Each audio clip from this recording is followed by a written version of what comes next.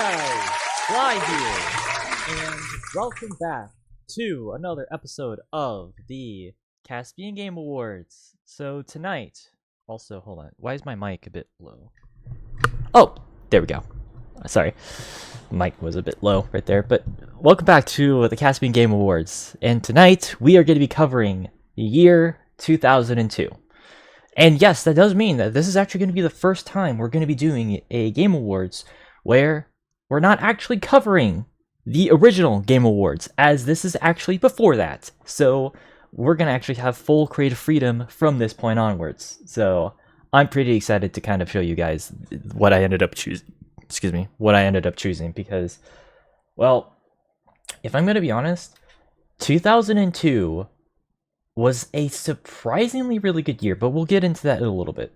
Before I get into that, I just want to let you guys know that, for those who are, new to the channel, thank you guys for helping support me on all the other platforms I've been doing. We've been growing a lot, not only on YouTube, but also on Discord. So if you guys can, please check out the links down below if you want to join both the Discord and the YouTube, because there's been amazing stuff that has been happening over there, and I greatly am thankful for your guys' support, because at the end of the day, I like doing this type of stuff. I like, doing a bunch of gameplays. I like doing, sort of review style of content and all that fun stuff. And I would definitely appreciate it if you guys can, check that out. And of course, okay, I'll actually announce that at the very end of the stream, but I hope you guys are pretty, excited nonetheless. But yeah, I don't know, I'm just pretty excited about what's going to happen in the future. But in any event, so yeah, let's get into the matter at hand. So 2002, this is the first year that we're going to be talking about that did not have either a VGA or just a Game Awards or anything like that. We are strictly, well, okay, not strictly, we have full creative freedom on exactly how we want to tackle this year in particular, which I'm pretty excited about, because I don't have to really go by any sort of specific jurisdictions that were in the original award ceremonies of years past. So that's pretty awesome. And of course, as a reminder, if you guys want me to cover the years 1990 to 1994, of course, feel free to let me know. And I'll make it happen. But either way, so 2002, honestly, as I already said, was surprisingly a really good year for video games. I was actually kind of underestimating this year, if I'm going to be honest. I thought that this year was going to be kind of like 2003, where it was just kind of more of just in the middle period of the sixth generation of consoles and all that fun stuff. But after doing my research, no. As a matter of fact, I may argue that this is easily one of the better years of the 2000s as far as video games. I was that shocked. Like I guess I just didn't realize what games were actually released this year, because I certainly was taken by surprise. And as a slight spoiler, you're going to be seeing a lot of GameCube and GBA games on here, more so than usual as far as Nintendo. So I hope that excites you guys, because, well, admittedly, I feel like I had been kind of neglecting Nintendo as far as the actual award ceremonies. Again, keep in mind, I wasn't a big Nintendo person for the longest time up until recently. I still have my criticisms of them, don't get it twisted. Fuck you for shutting down all the Gmod workshop stuff, Nintendo. Actually, fuck you. But I've opened myself up as far as everything else involving Nintendo. It's just, have certain problems. But I digress, because at the end of the day, we're not here to focus on that. We're talking about what they were during this era, as well as the other, pillars, PlayStation and Xbox, which again, surprisingly, was pretty good all around. I mean, honestly, this year in general was actually a decent year for media, because music was also pretty decent, but of course that's a whole other topic. I mean, you see my shirt, yeah, this was the year of their debut. But of course, let's not get ahead of ourselves. as far as games, it was... I don't know where I would say 2002 is placed, because, like, it's definitely, like, I'd argue top 10 years for video games, for sure. Is it top 5? That I actually have no idea. Because, I mean, we've already had some really good years. But, of course, nonetheless, let's say what we were able to scrounge up. But before we do that, of course, for those who are new to the series, originally we were reassessing the Game Awards for every single episode, but this time we're actually doing our own Game Awards for 2002, because I feel like 2002 deserves it. But of course, before we get into this, let's go over the rules, because, well, I think that is definitely a must. But before I do that, let me change the font for a little bit, because admittedly that is too big of a font. If you guys couldn't have seen already, I used like the same template for these slideshows for pretty much every single one of these streams, and so yeah. But anyways, so I changed up the wording, and this will be the final time I'm going to be editing this, by the way. From this point onwards, everything is going to be the same. Like, so don't worry about things being a bit weird. So, or at least, okay, the only thing that might change is the expansions category, but that's for other thing. Okay, yeah, it's just audio. So, but as far as the rules, let's go over them. So, of course, as always, rule number 1, we've got ourselves the stuff involving the nominees. As always, like I said before, we are only covering games that have released between January 1st and January 31st, or December 31st, excuse me, of that specific year. Because I like to cover the whole year as far as the games themselves, because we are not the Grammys. We do not have stupid, weird cutoff dates. Don't yell at me, yell at the Grammys. Thank you, Crash Thompson. Rule number 2, or excuse me, as far as continuing off of that, excuse me, and this is something that you guys have probably already noticed, but I don't know how I have not had that written down by this point, but we can only really have between 4 and 6 nominees per category, because, well, I think that's like a fair enough number and a good indication on whether or not a year was good or not, as far as like that particular category. So, and if we cannot find a single one of those, then we'll have to stub it. Thankfully, though, we did not have that problem this time around. I'll get to that in a second. And of course, the initial release is the release date that's counted. So any North American releases will only count if they actually released in North America first, because there's been plenty of Japanese releases that have come out before. So do keep that in mind.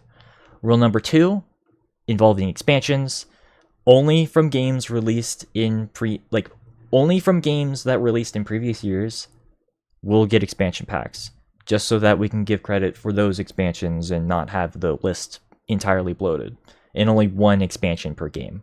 So it will make sense when we get to there. As far as number 3 for Game of the Year, it needs to be just a generally accepted, a game that's generally liked for it to be accepted onto this list. But if absolutely necessary, we'll have to nominate games that I personally liked, but if they didn't really get a lot of good reception from critics or good reception from audiences, I will have to make compromises if I have to. And it has to be a completely new game, so no remakes or remasters allowed for that. And, well, this one I feel like is the most contentious part, but keep in mind, this is all my personal opinion, because we're only going to be choosing games that I'm personally interested in, because art style and aesthetics and all that stuff matters to me. And, well, let's just say that there's going to be a massive snub that people are going to be mad at me about that I'm not including here. Because, well, as much as people would want this to be ranked or nominated, I have to say that I will not be nominating. I'm already probably gonna get some looks for this, and when this gets re-uploaded, this is probably going to get a massive dislikes.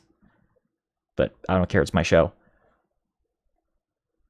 Unfortunately, that means that for all of you GTA fans, we will not be having I didn't even need to say it, and you're already booing at me. I'm sorry, but I don't care for Vice City. If you know me, I don't like the overly 80s aesthetic that a lot of shit has had, especially in the past 10 years. Granted, this game was made before that whole fucking wave of forced 80s nostalgia that I absolutely despise. And yes, I do have a few exceptions, but they are only exceptions, not the rule. And in this particular case, I'm sorry, guys. I can't, you know? Like... What a shame. God damn it, let me fucking talk.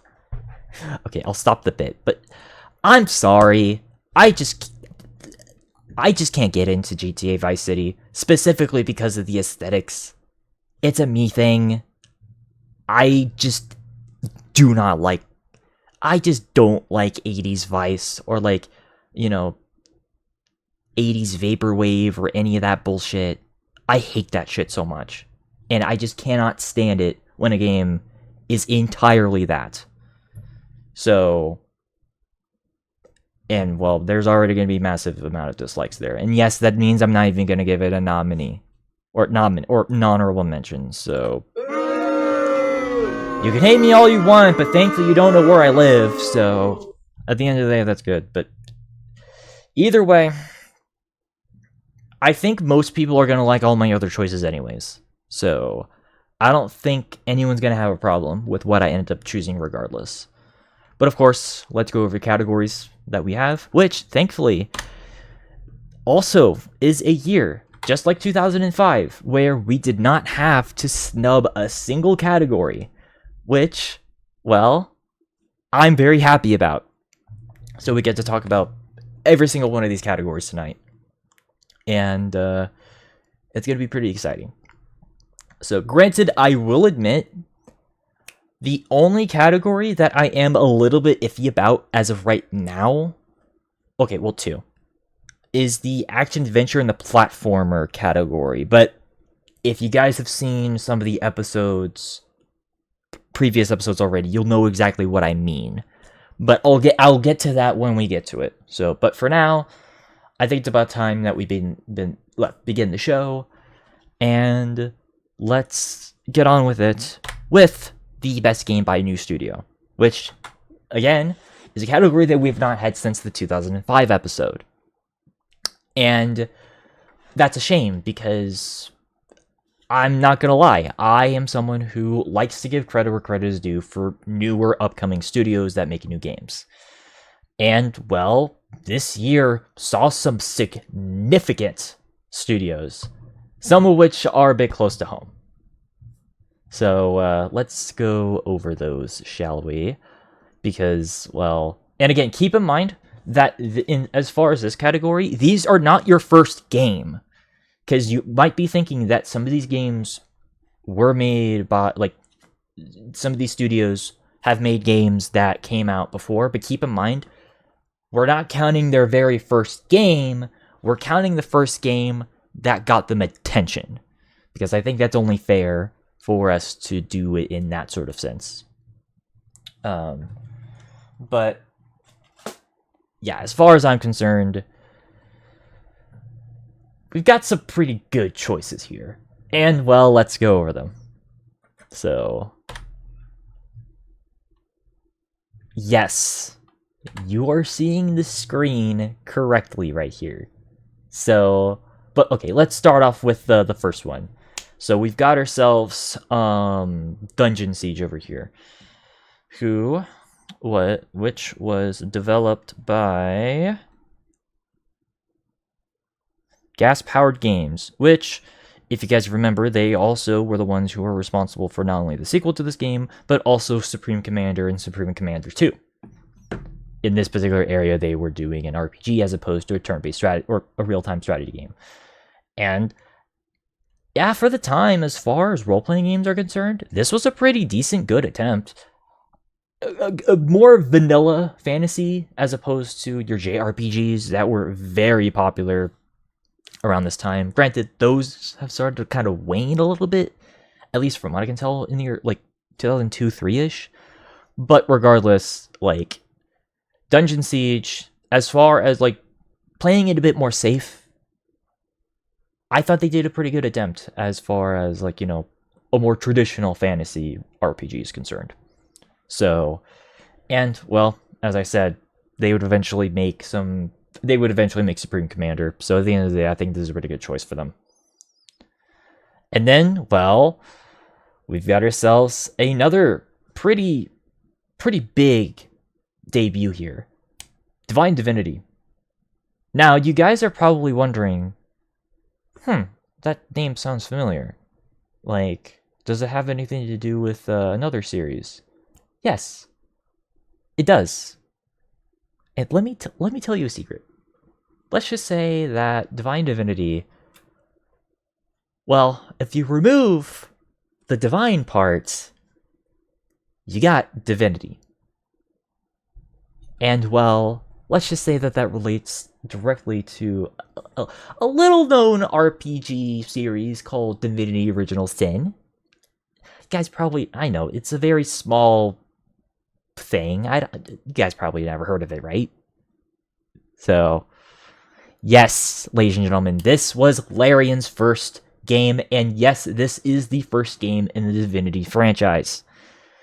So, but this game was a bit more of a sort of traditional PC RPG, like a top-down RPG, similar to something like Fallout or Wasteland or even Diablo, except less dungeon crawly than that.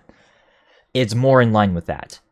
And I will admit, it does have its problems. Like, at least in comparison to some other games, it's a bit more also kind of on the generic fantasy basic side, but that's not necessarily a bad thing. As a matter of fact, I guess considering that this was kind of the age of whenever everything was starting to become a bit more 3D, it's kind of cool to still see a studio kind of stick to their guns with a more traditional sprite-based RPG. And I think it works better for it, at least for me personally. And of course, we have to give credit where credit is due as far as it's starting the Divinity series, and of course starting Larian, which is a highly respected company. Yes, I may have given Baldur's Gate 3 a lot of shit, but that's not because of Larian themselves. It's mostly because of Wizards of the Coast. But as far as Larian is concerned, I can respect them with handling their own IP, especially with one that is iconic as the Divinity series. So I think at the end of the day, it is pretty much worth it to give them a nod here. So,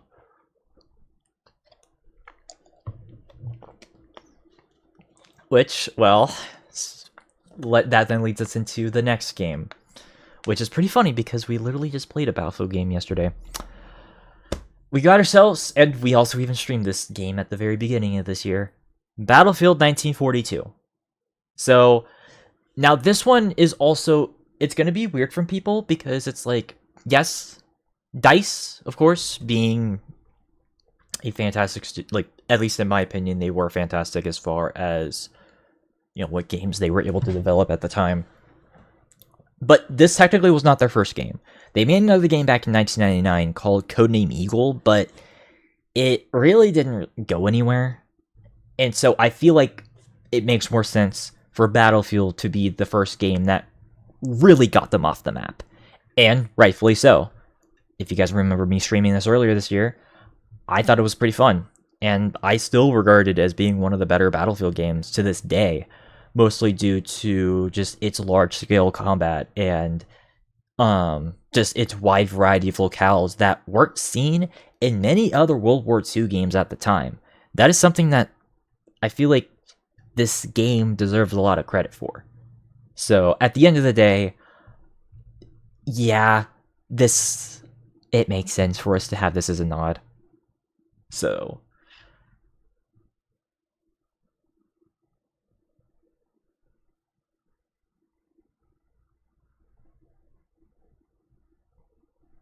I like how I'm able to freeze whenever we're talking about Sly Cooper. Yes, ladies and gentlemen, this is the year that my boy was basically not birthed. I don't want to say that that's weird, but like, this is the first year that brought us this bad boy right here.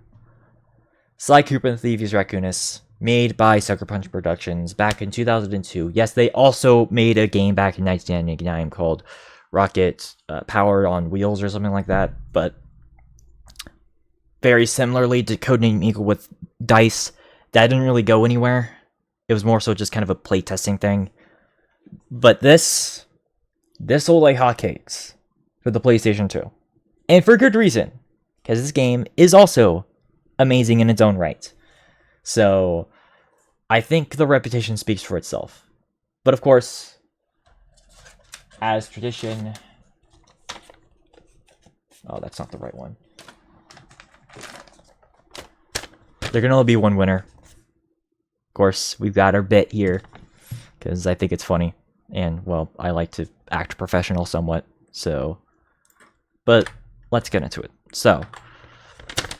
It should be pretty obvious what the winner is going to be, but I don't care. I'm going to do it anyways. For those who are sitting down in the audience and are still kind of new here, but whatever.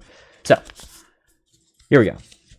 The award for the best game by a new studio for 2002 goes to... Unsurprisingly, Sly Cooper and the Thieves Raccoonus. It has to be this game. It has to be this game. Even though Battlefield is a really damn good choice. And don't get it twisted, I do respect Battlefield 1942. This is the game that means a lot to me, man. Like, and, well, let's go over that.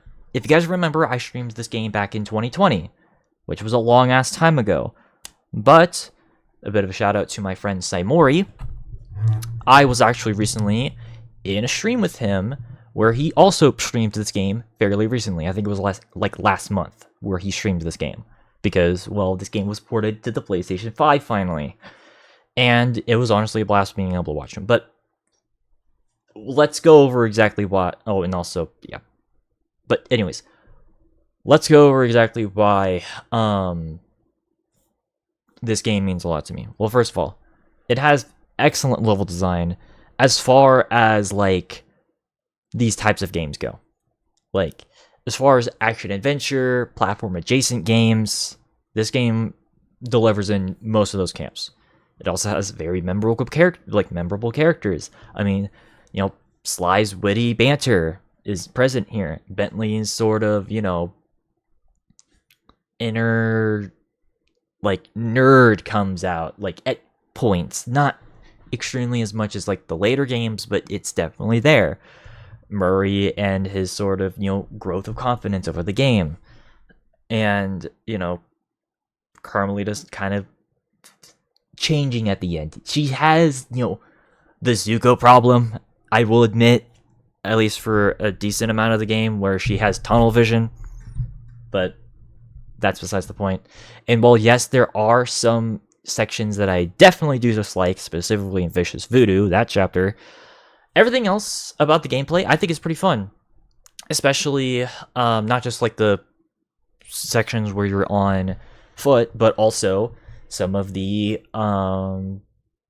hovercraft sections that you're on later on in the game, I think were pretty fun. As well as the... Granted, some people have problems with them, but I kind of like the racing sections. Yeah, they control like ass, but I think they're pretty fun. And even the boss fights, most of them are pretty good. And, well, it's all helped by the fact that this game has very, very iconic and excellent art direction, mixing that cel-shaded look with the comic book art style with the cutscenes. It's amazing. And, well, as a bit of a bonus, and, well, I've mentioned this before, this is the very first game I've ever played. And so, it means a lot to me personally because of the long history that I've had for the past 22 years with this game. I hold this near and dear to my heart. And I have to thank it for being able to be as close to me as it has been. And so naturally, I have to give it this. Like, this one, admittedly, is a bit biased and more personal, but I think regardless, people are at least going to understand this pick. So yeah. I'm sorry, I'm trying to get... I'm getting a bit emotional, because it's like... I've been around with this game for a long time, and it just means a lot to me. Even if it's not my favorite in the series anymore, I still love it. But of course, that then leads us into the next category, which is, like I said, the first category that I will admit is going to be a bit tentative. Mostly because of not necessarily choices that are on here, but choices that I put on the platform category. We'll get to it when we get to it, which will be after this, but yeah, keep in mind that this was kind of a tough choice. Not because there weren't enough games, but because there were, frankly, too many games to pick. But I ultimately ended up choosing, 6 games. And yes, GTA Vice City is not going to be on here. We have already established that, which I know some people are upset about that. What a shame. Shut up, JC Denton. But I think most people are going to agree regardless, because these are still very, very good choices. So let's go over them. And keep in mind, this includes not just action-adventure games, but also horror games, and just general action and general adventure games, respectively. So just anything in that vague category fits in here. So we got ourselves some pretty big choices here. Dare I say, again, games that a lot of people have high regard for. So, and you're already starting to see we've got ourselves some Nintendo choices here. Because 2002, surprisingly enough, despite the fact that the GameCube was not that well received as a console, it was actually a pretty good year for Nintendo. And, well, that starts with the most mature game in their catalog, Eternal Darkness: Sanity's Requiem. A survival horror adventure hybrid game that honestly does rival up with games like Resident Evil and Silent Hill. Like, this is one of the most unique games that I've ever seen. And, even experienced. Yes, I've played this. Granted, not through original means, if you catch my drift. But, yeah, just the general, vibe. It's such a creepy game. I don't know how to describe it, other than it's just so dingy, and it just feels off. But, in that sort of cool, creepy sense, that you see in a lot of horror games. And granted, there are some people who are like, oh, this isn't a horror game. Yes, it is. The sanity mechanic alone, hence the name. Come on. And plus the fact that there's several jump scares in the game. And just, the fact that it has those tank controls that Silent Hill had. It's a survival horror game. Don't tell me otherwise. A really damn good one, though, nonetheless. And, yeah, surprisingly, yeah, a game that you'll definitely never see Nintendo ever make again. I can guarantee you that. So, okay, well, to be fair, they do have Bayonetta. Although, to be fair, that's more action as opposed to horror, so... And also more saucy, but you get the point. This game, I gotta give some props, and I'm giving it props now. So, but as far as other Nintendo games that came out this year, I'm also gonna give a shout out to Legend of Zelda: The Wind Waker, which, yes, did come out in 2002. It came out in 2002 in Japan, though. So that's why it's qualified for this, because it originally came out in Japan in 2002. And, well, this is actually pretty funny that we're nominating this because, well, if you actually look up a lot of some of the original reviews, you would know that, well, Wind Waker was not a well-received game when it first came out at all.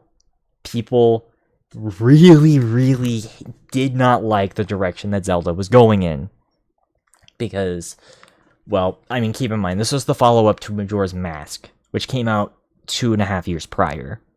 So, to kind of go from, like, this sort of edgy, dark direction that, like, they were taking it with Majora's Mask, to a more, chibi-inspired, like, more lighthearted experience, that was definitely a turn-off for plenty of people. But, funny enough, I feel like this game has aged better than Majora's Mask in a lot of ways. Mostly because of its art direction and its unique take on Zelda being more kind of a pseudo-pirate game in a weird sense. And so, because of that, I gotta at least give credit where credit is due with Wind Waker. Like, even if it's not your favorite Zelda game, you can't deny that, like, this game was a big deal, at least years later. Like, nowadays, people praise this as being one of the best Zelda games. I don't know if I necessarily agree with that take, but I definitely do see why people have an appeal for this one. So, and then, of course, that leads us into Metroid Fusion, which, of course, is the first GBA game that we've got ourselves in here, which is kind of an interesting thing, because you would think that... Okay, I'm going to edit the text because it's not in line with the pictures, but I'll talk about it. But yeah, you would think that, like, we wouldn't want to nominate a GBA game, especially since GBA is kind of one of those consoles that's, like... it's a handheld, and so it's obviously not going to be as quote-unquote good, in air quotes, in comparison to some other consoles. But I would argue that there's a lot of hidden gems that were on the GBA that people just kind of, like, ignore. Because it's essentially just a Super Nintendo, but handheld. And you guys know I really like the Super Nintendo. There's a reason why I got myself a SNES Classic here. And, I haven't streamed any Super Nintendo games for you quite yet, but I kind of want to.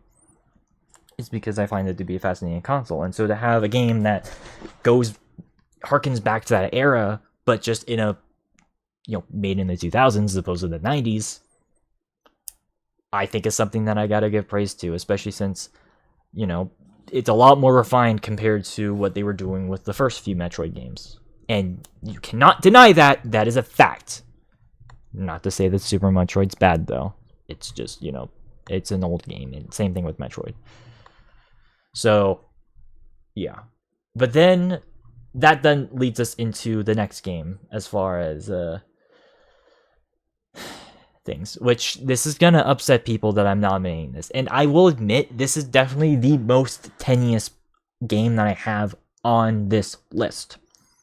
So, I will admit, once we do our Redux stream, I might end up changing this. But as of right now, yes, while we do not have GTA, Vice City nominated on here, we do have the original Mafia nominated here. And I think it's mostly just due to the fact that, like, they were able to, make, because this is a 2K game, right? And 2K saw what GTA 3 did, and as revolutionary as that game was, you can definitely tell that there could have been a bit more that they could have done with that game. And the fact that, like, Mafia came out and, basically just did GTA, but set in the 1930s, was pretty impressive. And granted, let me check the sales numbers for Mafia 1, because I actually am curious. I didn't look up I don't usually look up the sales numbers of games, mostly because it's like that normally doesn't matter. But yeah, let me look up sales numbers. I mean, it sold 100,000 copies. That's not anything to scoff at. How many did GTA 3 sell? I'm comparing GTA 3 and because I think that's like the best. I want to know original numbers, by the way, for the PS2, since that's the original copy, like the original.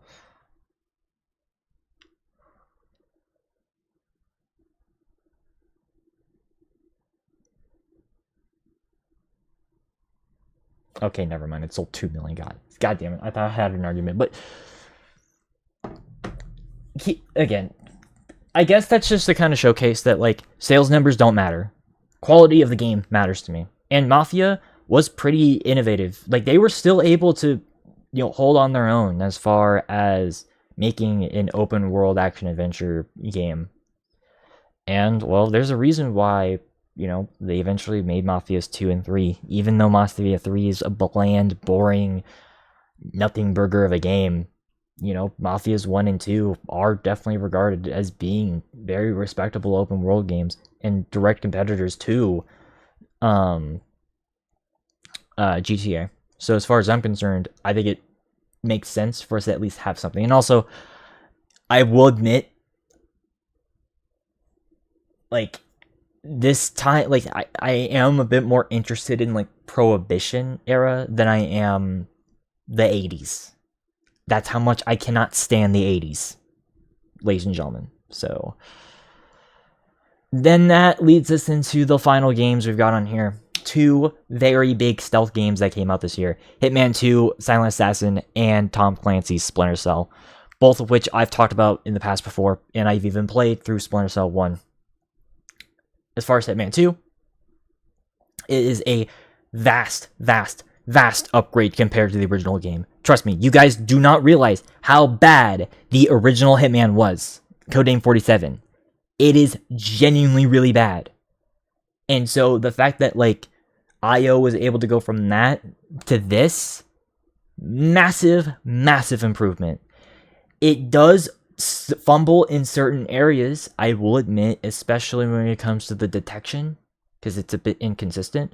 But as far as a pure stealth experience, and as far as it actually allowing you to, go through the game either through stealth or as a shooter game, I appreciate it. Like, you don't just, have little to, like, you don't have the limited options that you did in the first game. And I appreciate the fact that they changed that up, because that was unfortunately one of the biggest problems. And also the locales are pretty impressive. You go to India, you go to Afghanistan, you go to Malaysia, you go to Japan, you go to Russia, you go to Italy. Like, the amount of locales you go to in Hitman 2 is pretty impressive for the time. And I gotta, give it some credit for that. And then that finally leads us to Splinter Cell. So, Splinter Cell, it's a game, and I really like it. Okay. It's funny because I was doing some gameplay of Splinter Cell on my YouTube channel a little bit, but putting that aside, it is a fun game. Definitely took a lot of cues from Metal Gear Solid, funny enough, but made it a bit more grounded in a realistic setting, as this is a Tom Clancy game. But it traded away from the tactical shooter element. So thankfully you don't die in like one hit. You still can die pretty quick in the game, but it's way more forgiving than pretty much any other Tom Clancy game that came up before. Which then kind of raises some questions, but I'm on the side that it's definitely better. And, well, you rely heavily on the shadows in this game, and by using your weapons not necessarily as your primary, but as a last resort. And I do appreciate that sort of change of pace. And it allows for, honestly, some of the best stealth sections you can see in any sort of game. So, and also the fact that you have the night vision goggles and the thermal goggles later on in the game, that's pretty awesome. So, but let's go over the winner here. So, here we go. All right. So, the award for the best action adventure game of 2002 goes to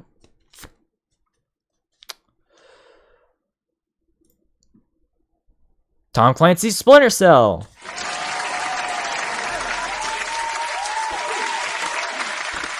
Sam Fisher wins. And, well, if you guys remember me streaming this 2 years ago, you'll know exactly why. Because, again, like I already just said, this game has some amazing and excellent, stealth level design that, allows for a lot of good maneuverability. Yeah, there's some sections that do require you to, actually shoot some guys, but thankfully with the shooting controls, it's actually manageable enough. I'm not going to pretend that, the shooting is excellent, because it has the weird spread, but thankfully you can control it enough to where it will benefit you. And thankfully, even if you fuck up, thankfully there's, at least on the PC version, there are quick saves, so you don't have to worry about having to redo an entire section, which is nice. Also, as I already said earlier, you've got plenty of tools at your disposal, not just your pistol and your goggles, but you've also got smoke grenades, you've got the wire cam, which, although not the most useful thing, it's definitely helpful to know exactly where you need to go. You've also got the lockpicks, i.e. very similar to something like Thief at the time. And, well, as I've already said, you don't just have night vision, you also have thermal vision, which actually does serve some multiple uses throughout the game. It's not just something that's kind of a gimmick. You actually do have to use it multiple times, which is something that I really do like. And yeah, the game is still pretty challenging, but I find it to be a very rewarding experience. And, well, as I've already alluded to, it's basically a much more grounded version of Metal Gear. But I like that. I like the fact that it takes a bit more of a realistic approach. Although, here's my question for you guys in the audience. Who's more powerful, Solid Snake or Sam Fisher? Yeah, I'm starting that debate again because I think it's funny. Because I know there's motherfuckers who will swear that Sam Fisher is better. And then there's a bunch of people who swear that Snake is better. I don't have anything in that race. I'm just pulling that out for you guys. Haha, you guys fight each other. Haha. So, but okay, let's move on to the next category, which of course is the platformer category. But this is where I will admit this one is kind of a bit of a scuffed category. Mostly because, well, the games that are on this, that I nominated, I will admit, kind of then leads into a similar problem that I had with some other games I nominated for this category that I'm not going to spoil for you if you want to rewatch the list for those. Because they kind of blend genres. They aren't specifically they're not exclusively platformers, and hell, you can even make a case that they're not even platformers at all. But I've already talked about it in multiple streams. Go watch 2003, 4, and 5 if you want to kind of see where I'm coming from.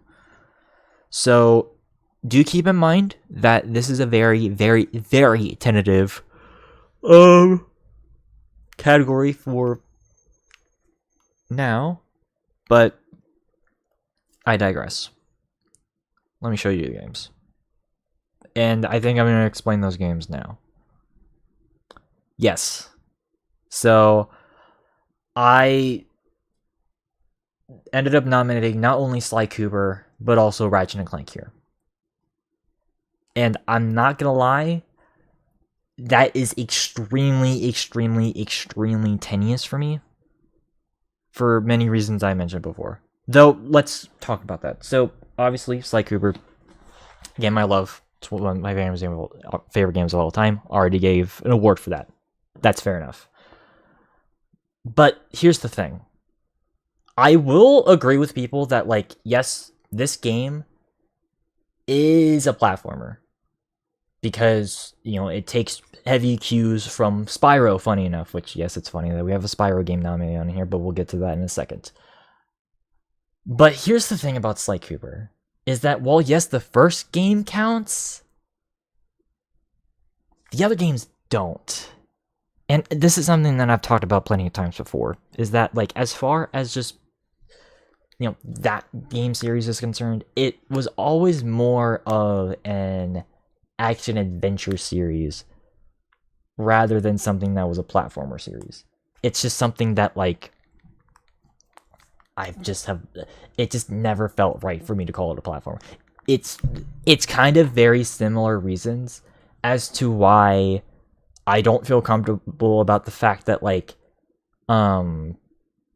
certain bands get labeled under certain things. Like, or how certain bands don't get labeled as certain things. It's kind of the same feeling, to get a comparison here. It's kind of like how I don't like it when people call Fall Out Boy, like, when people don't call Fall Out Boy a punk band, even though if you listen to their deep cuts, they are not that different from a band like Green Day, or hell, they even go into some post-hardcore territory. Obviously, that's another discussion for a different time, or, well, watch our tier lists. But I just don't like the fact that, like, it get excluded from that. It's kind of the same thing. It's kind of the same thing where it's like, it doesn't make sense why people always associate Sly Cooper as being a platformer series, because it's not. The first game is, but not the sequels.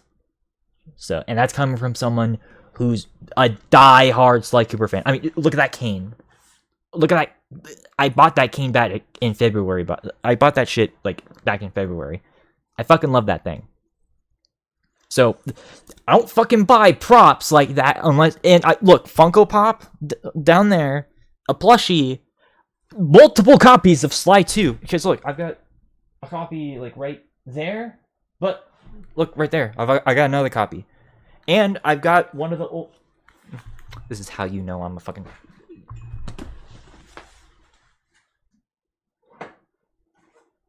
You're talking to someone. You're talking to someone who has one of the Scholastic How to Draw from Sly Cooper. This is something that costs around $70 to this day. Like, you don't fuck... And I also have the Brady Games strategy guide for the Sly collection. You don't fucking buy this shit unless you're committed, people. Like, it's my favorite fucking series of all time. So, like, it's coming from a place of, pure love for the franchise. It is not a platformer series. It has way more in line with stuff like Assassin's Creed, with stuff like Jedi Fallen Order and Survivor, than it does Mario, or Sonic, or Crash, or even Spyro, except for the first game. So, it comes from a place of love as to why I'm putting a big deal on that. So, and, well, truth be told, I got similar things that I gotta say about Ratchet and Clank here. So, Ratchet and Clank, of course, made by Insomniac, which this was the first game that they did after they were done with the original Spyro trilogy. This was the first PlayStation 2 game they made. And, so we also streamed this back in 2020. Fantastic game. I have a lot of fun memories with. But, again, it is a platformer, but by how much? Because it's also a third-person shooter, because of the amount of weapons that you use. Excellent art direction, though, may I add. Like, again, the 90s and the 2000s in general, this is something that not a lot of people like talking about, is the 90s and 2000s had like a really interesting sort of like rustic sci-fi look with a lot of games that came out around that time. You know, like Ratchet and Clank, Doom, like Quake a little bit, like even the original Halo trilogy. They kind of had this sort of like, I call it junker punk because I don't know what else to call it. It's basically where it's like it's science fiction, but like it's, you know, you can tell that like everything's being used by like spare parts. You know, like ships are, you know, bolted together barely, and you know, stuff like that. And that's kind of the sci-fi that like this invokes. So yeah, amazing art direction, fantastic villain. Chairman Drek, easily one of the most underrated villains in video game history. I'm just gonna be frank about that right now, because he's just someone who's just blatantly honest about what he is, and he's not ashamed of it. And even just the twist, while is you can tell is coming, is something that is pretty cool. But again, it's just I don't know, like. Again, if it were to me, I would personally prefer to have ranked it like here's the thing. It feels more in line with a shooter game than it is a platformer game, at least in my mind. Maybe the later games are definitely more platforming heavy, and they, you know, toned down the maturity level to where it was from rated T, which is this game, to the rated E10 that we see in the later games. But I don't know. I think part of it is also just the fact that, keep in mind, I'm someone who is more into, or typically is more into media that takes itself more seriously. And I don't know, just maybe that's why I don't really consider games like Sly Cooper, Ratchet and Clank, Prince of Persia, I don't really consider them platformers exclusively. It's because those are series that take themselves way more seriously. And so, or at least did, but that's a whole other conversation. But I don't know. I don't know. Maybe I'm just in the minority in that opinion, though. But I don't know. But thankfully, though, one game that I will admit is a platformer that I do like, that is going to be firmly nominated here, of course, is going to be Shantae, which I also got a Funko Pop of. That should pretty much tell you everything. And of course, we played through this. Technically, yeah, we played through this not too long ago, back in 2021 and 2-ish. Again, I was not having a great time a few years ago, but that's a whole other conversation I don't want to have right now. But yeah, no, Shantae, pretty cool as far as a Game Boy Color game. Yes, this was on the Game Boy Color, even though the GBA was already out. Which, normally people would find you as a fool if you did that. But Shantae was able to kick ass on this. And, well, I thought it was pretty cool. Yeah, it had some issues, but those mostly stemmed from it being on Game Boy Color. And as from what I can tell with the re-releases, they actually fixed a lot of those problems. So I just streamed the original GBC version. So, but yeah, no, like Shantae, I'd highly recommend, especially if you're into Metroidvanias. So, and then, well, that then leads us into some more legacy stuff, because these were new IPs. Ratchet and Clank, Sly Cooper, and Shantae. Those were new IPs at the time. Let's go with IPs that were already established. Spyro 2 Season of Flame. Released onto the Game Boy Color as a sort of... It wasn't the first Spyro game to not be on PlayStation. That actually goes to the first GBA Spyro game, Season of Ice. And that one kind of got some mixed reception. But this was actually a way better improved version of what that game was. Basically, this game is how you think, or it's what that first GBA Spyro game was supposed to be. And I thought it was pretty fun. They changed up the weird villain of that game and brought back Ripto for this, which I thought was definitely a better choice. And I think the use of the isometric camera they used in its favor. Like, again, it's weird to play Spyro on a GBA because, you know, it makes me feel like I'm playing a Super Nintendo game, even though Spyro came out on PlayStation before. I don't know. GBA is a weird console. A cool one, but it's just kind of a weird thing. But yeah, I'd recommend it if you want like a 2D Spyro game, for sure. And then, well, that then leads us into very legacy stuff at this point. Super Mario Sunshine, which this one I feel like is kind of a black sheep as far as Mario games are concerned. Because, well, I mean, keep in mind, as far as mainline Super Mario games were concerned, this is the game that was sandwiched in between both Super Mario 64 and Super Mario Galaxy, which are both highly regarded as being some of the best platformers of all time. And I think because of, and also keep in mind, the GameCube at the time was not a very liked console. And so I think, yeah, that resulted in this kind of being a black sheep, which I don't think is entirely fair, especially since a lot of the locales that were in this game have become huge staples. I mean, you know, Delfino Island is, you know, appeared in multiple other Mario, you know, related media. I mean, some of the most iconic parts of both Mario Kart Double Dash and Mario Kart Wii, they come from this, like, those concepts come from this game.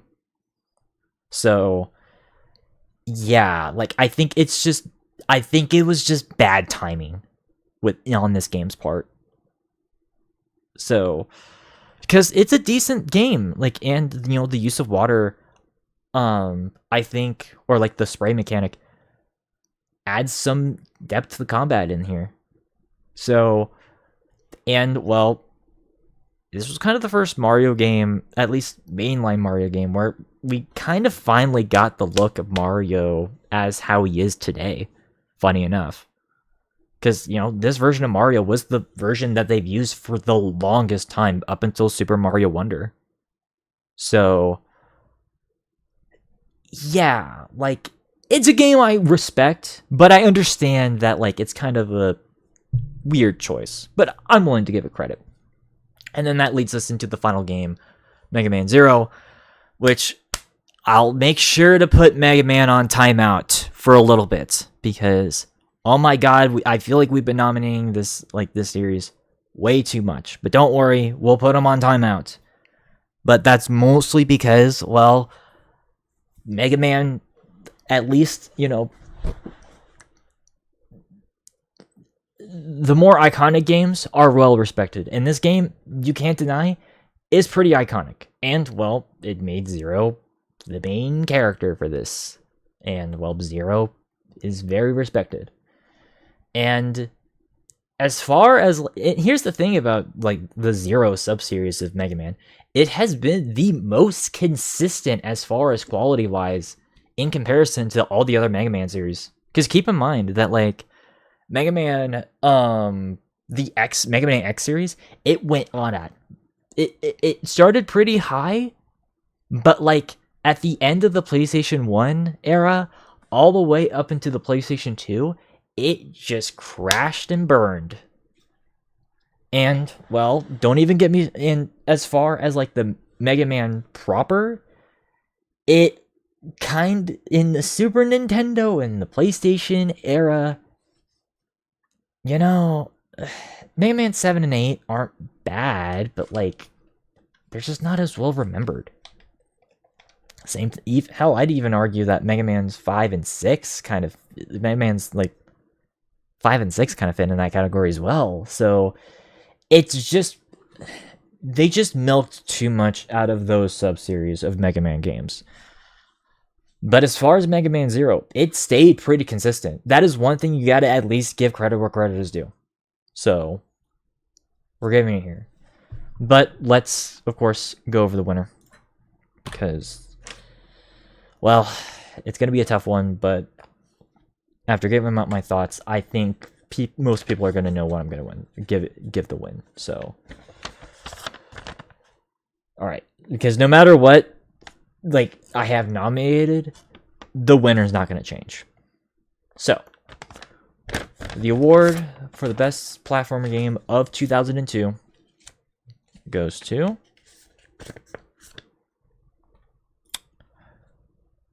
Shantae. Yes, Shantae wins.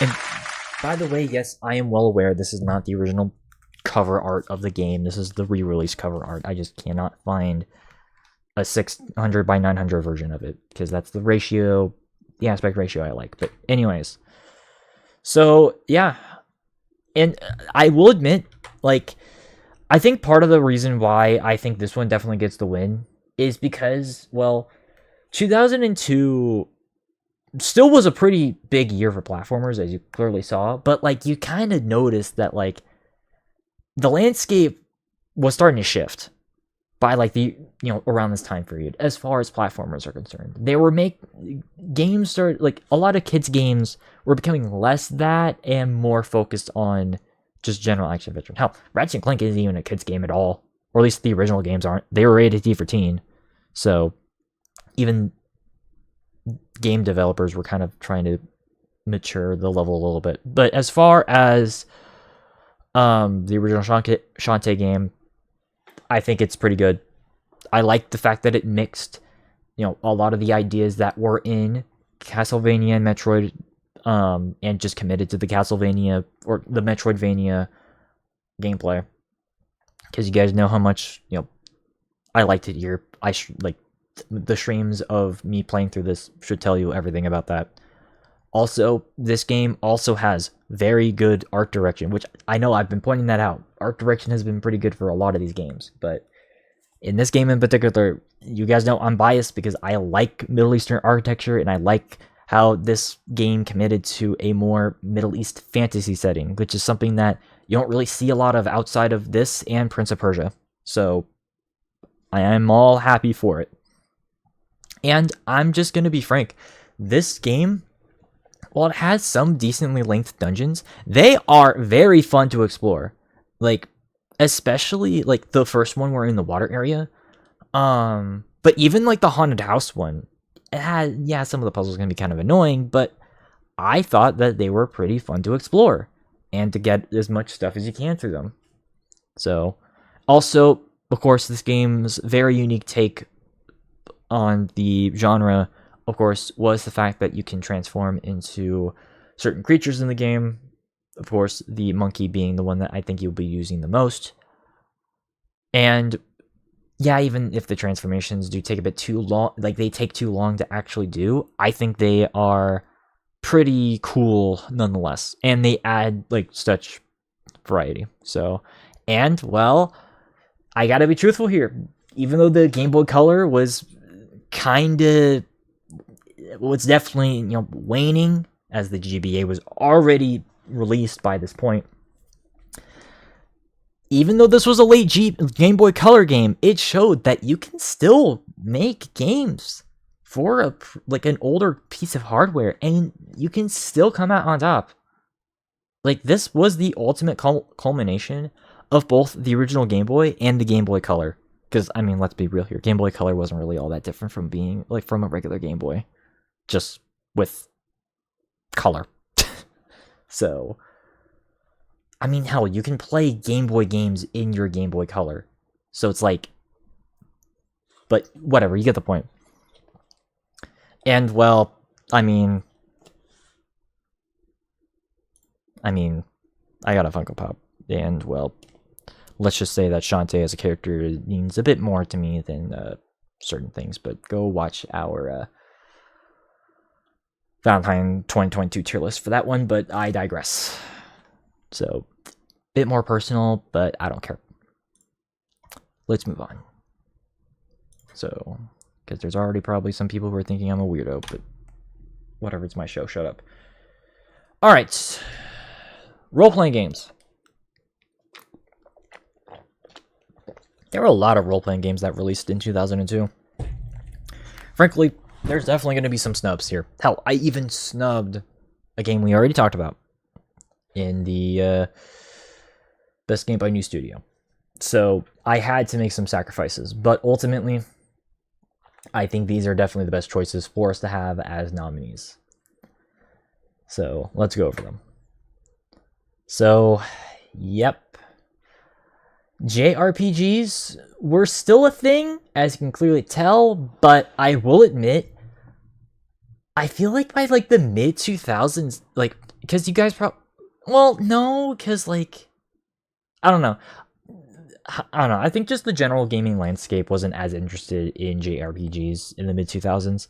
Even though we nominated a lot of JRPGs, they didn't really gain popularity until like years after.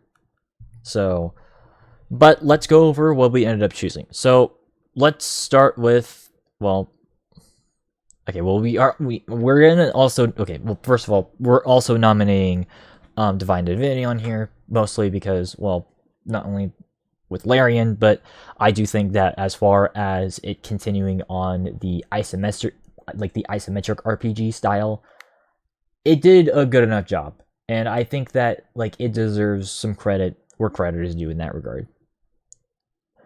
But as far as the other not JRPG that's on here, let's talk Morrowind.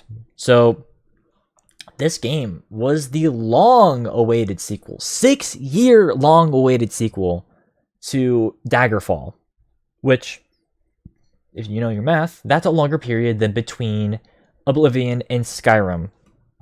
Like, damn. Yes, there was a few Elder Scrolls games released in between them, but they were not that good. So, but as far as this game is concerned, okay.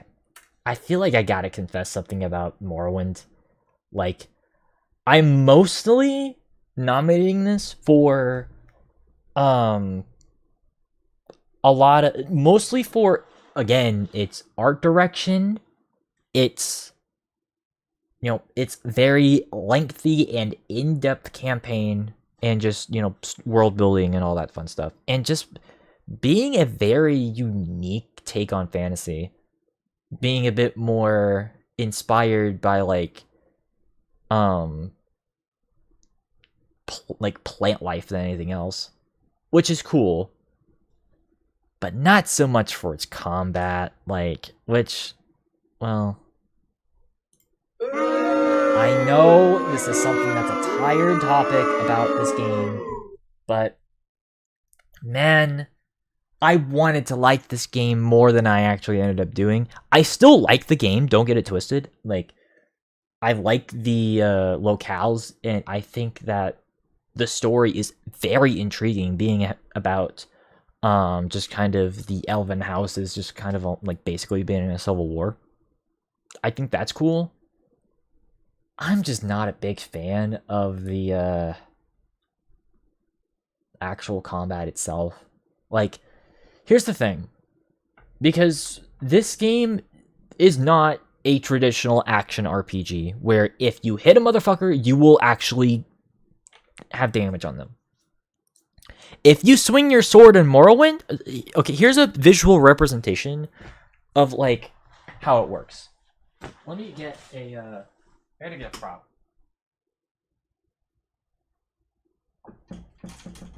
Damn it, okay. Okay, well, let's get... So, let's pretend that, like, my chair is an enemy, right? So, let's pretend high chair, your thing. So, in a lot of action RPGs, if you actually hit a character or an enemy, like, like that, it will actually do damage. But that's not how it works in Morrowind. In Morrowind, you...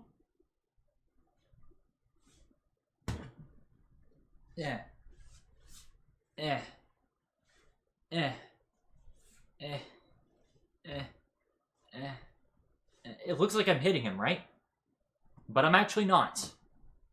Because, well, they tied the combat in Morrowind, and this is the stupidest thing I've ever seen in my life. They tied it to dice rolls. So even if it looks like you're hitting them, you're not actually hitting them because of the dice rolls that they put onto the hit itself. Okay, I know in Dungeons and Dragons, that's how it works. I know in Warhammer, that's how it works. And I know in strategy and tactical RPGs, that's also how it works. Trust me, I played Pyro 1, I played Final Fantasy, which we've got a Final Fantasy game on here. I played all those games. But you're an action RPG.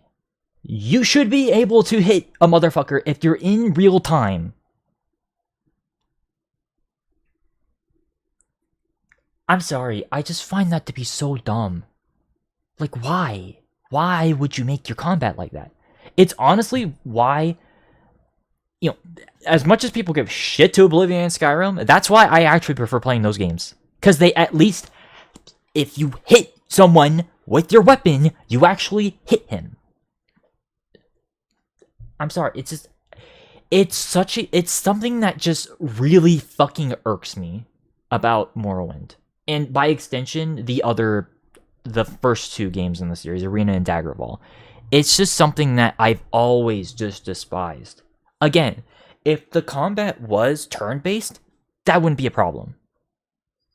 Like, if it was an XCOM style combat system, or if it was a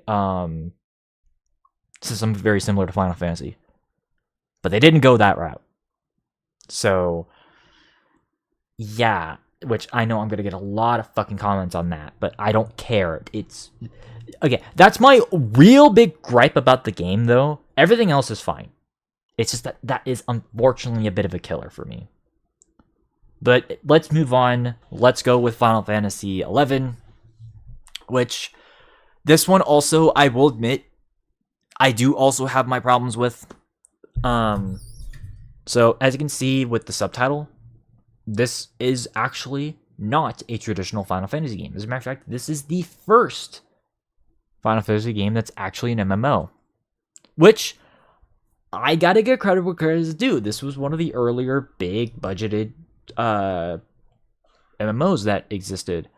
Keep in mind, this came out 2 years before World of Warcraft. So obviously they were ahead of the curve. Square Enix was, or Squaresoft at the time, because they weren't quite Square Enix yet.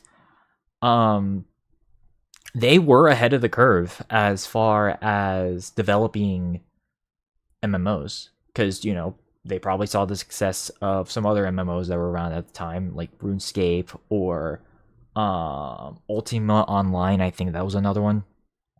Like, they probably saw this, like, the small successes that those games had, and, well, they wanted to make their next main installment that. And I will definitely also say, I do like how they went back to a more traditional fantasy look, because that's why I personally prefer with Final Fantasy, is the more traditional pie fantasy as opposed to the weird mix of sci-fi. They still have it in here, but it's, a bit more toned down. However, here's the thing about this game, is that it is a 22-year-old MMO. I don't necessarily know how much longer this game is going to be around. So, and, well, keep in mind, this is also a subscription-based MMO, even though you have to pay up, like, right up front for it. So it doesn't even have this excuse that I like giving to Wizard 101 or World of Warcraft, where you can play, up to a certain point, and then the fee pops up. So, yeah, that is admittedly a bit of a problem, and that's kind of why people don't talk about this game as much, at least in comparison to Final Fantasy XIV. It's mostly because, yeah, it's starting to age in certain ways, and I'm even kind of somewhat regretting to actually nominate it here, if I'm going to be honest. So, this is another tentative spot.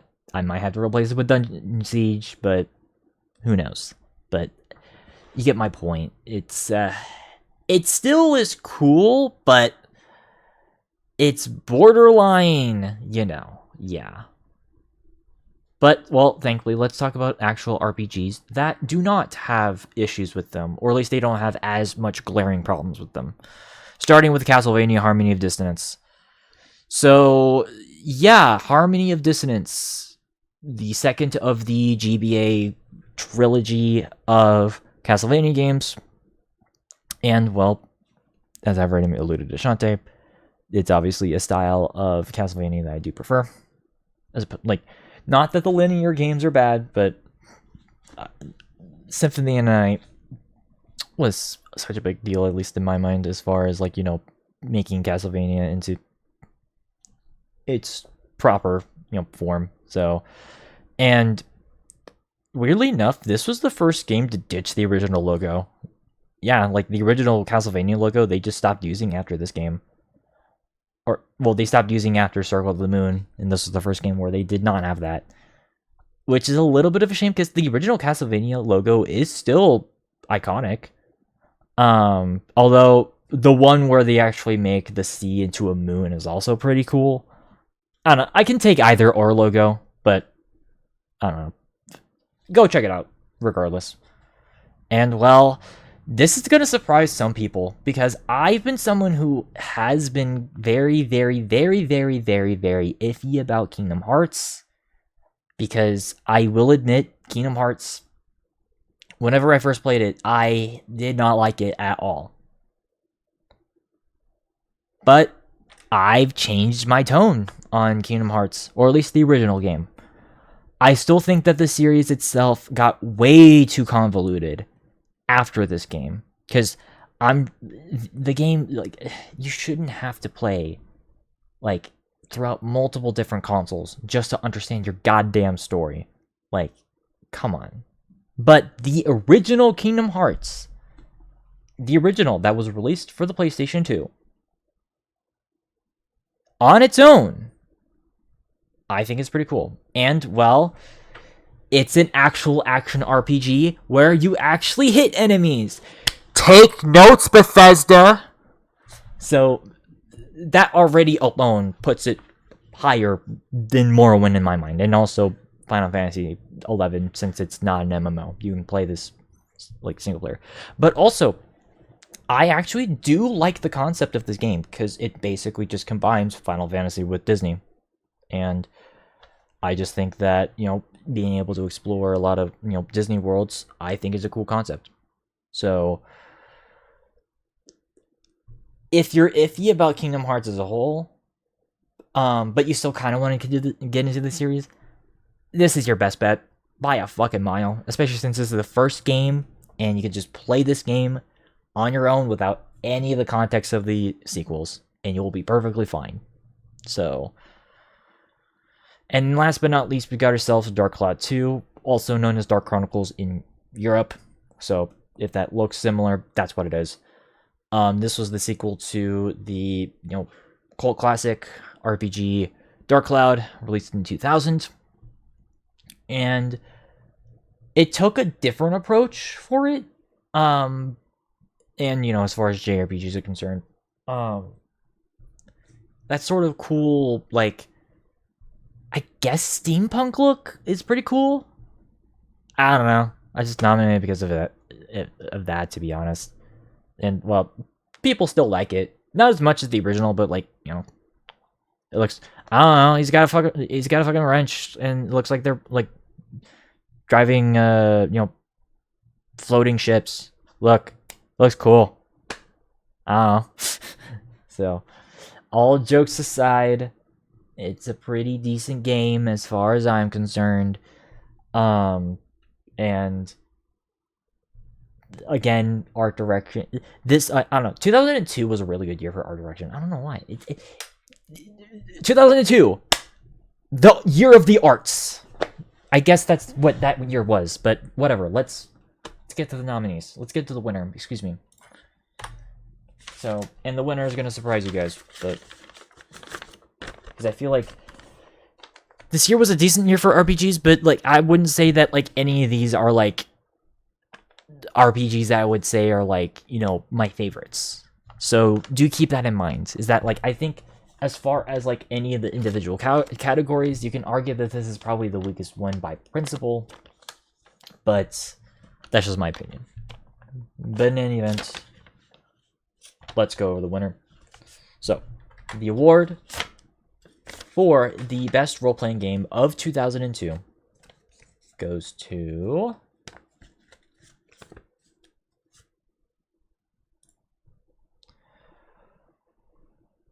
Kingdom Hearts. Middle school me would be pissed. Middle school me would be screaming at the top of their lungs because they hated Kingdom Hearts so goddamn much. But, well, just like how I was with Nintendo, things have definitely changed. So why exactly did I end up choosing this? Well, I mean, first of all, the idea of basically just, combining what, Square Enix was doing with Final Fantasy and combining with Disney, I think it's actually a pretty cool concept. Especially since, this wasn't just using the legacy Disney characters, by the way. Yeah, you see Donald and you see Mickey and you see Goofy. But they also brought in some other IPs that were pretty popular at the time. Nightmare Before Christmas being a very notable one. Which, yeah, I do have some issues with that movie, but that's a whole... I've already talked about that in another tier list. Don't go after me for that. But even... What are some... Was Aladdin on this one? Let me double check. Keep in mind, I'm not the biggest fucking Kingdom Hearts aficionado. So, and goddamn it. But like, I don't know, it's just the idea of being able to like basically just play a Disney RPG, but like actually good, was pretty cool. Because Disney games have always been kind of hit or miss. There's some that are pretty cool, some underrated, platformers here and there, but to have a fully fledged role-playing game that actually took itself seriously, I think is actually a pretty cool concept. Even if the dialogue can be a lot left to be desired. So okay, yeah, Aladdin was in here. So yeah, Agrabah was in here, Olympus was in here. The World from Nightmare Before Christmas was also in here. Tarzan was in here as well. So like a lot of the more newer Disney properties at the time were in here, but that's fine, especially since I like Aladdin, I like Hercules, so that's pretty cool. And well, I'm not gonna lie, like this game is very like for a game for the PlayStation 2, this game still looks beautiful. Like, and hell, slap on the HD remasters that have been, re-released everywhere, and yeah, you've got yourself, honestly, a really, like, beautifully aged looking game. Like, it's actually insane. And, well, it's helped by the fact that this game is an action RPG. A proper action RPG. I'm emphasizing that because the fucking Morrowind's combat is so stupid, but that's besides the point. But yeah, I don't know. Overall, I just like the idea of just being able to expand on, the worlds that were in Disney films, just sort of beyond. Even if they don't always choose the worlds that I would have wanted them to choose. Like, god damn it, fucking put Treasure Planet in one of these games, god damn it. But, whatever. Or like Emperor's New Groove, god damn it. But it's fine. At the end of the day, Kingdom Hearts, it's been around for a long time for a reason. And, well, Kingdom Hearts 4 is going to come out at some point. Like, probably at some point next year. And it's going to sell like hotcakes. So, I gotta at least give the original game some credit. Even if it's not my favorite role-playing game ever, it's worth something. And, well, my friend Saimori is very happy with me right now, because Kingdom Hearts was one of his favorite games of all time. So, yeah, which, funny enough, before we move on, I do want to point this out. Yes, this was a PlayStation 2 game, but despite the fact that I grew up with the PlayStation 2, I never actually originally played this on PS2. I played this originally on PS4 with the remaster.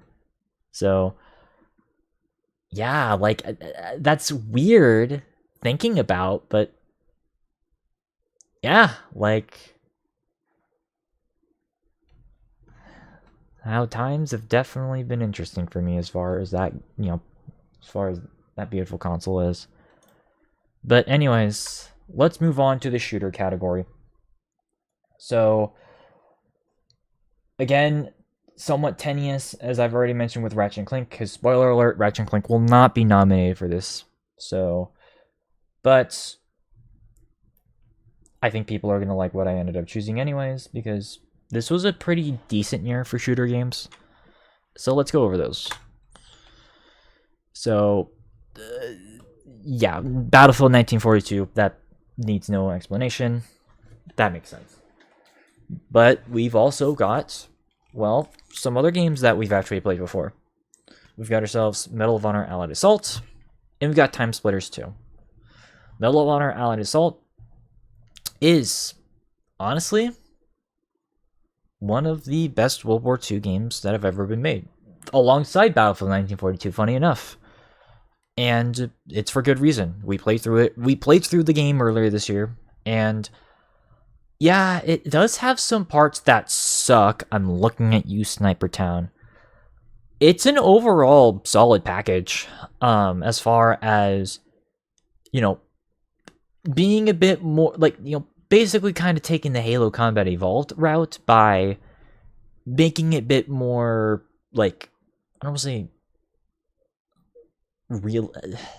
more realistic than a lot of other shooters. It's not a tactical shooter, far from it, but just sort of, leveling the playing field between, old school first-person shooters, in veins of like Doom or Quake or Wolfenstein,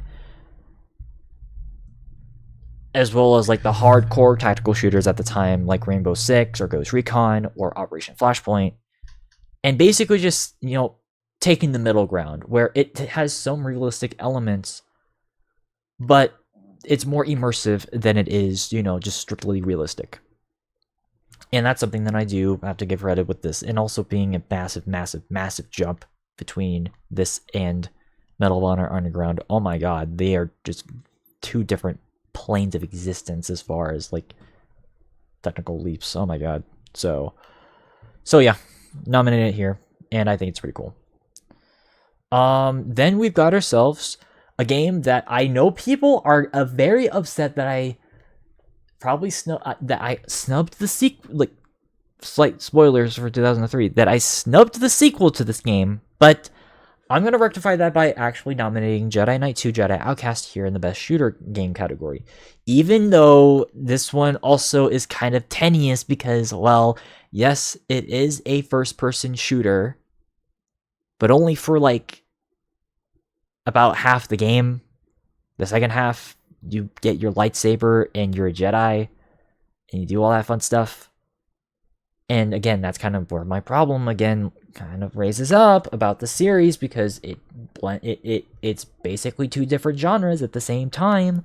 That's kind of a bit of a common pattern with tonight, I'm not gonna lie. But regardless, I actually really like this game. Like, yeah, they ditched the the really funny real-time cutscenes in favor of in-game cutscenes, but that's fine. And just being, the continuation of both Dark Forces and Jedi Knight, I think that Raven Software was able to do pretty awesome things with this game. Obviously improving the graphics, but also improving the sense of control and slowing down the combat to where it feels less like a Quake, Quake, like Star Wars Quake, and just kind of more of its own thing. And that's something that I do like. So, yeah, go check out Jedi Outcast. Though, you'd probably want to play Dark Forces in Jedi Knight 1 if you want more context. So, yeah.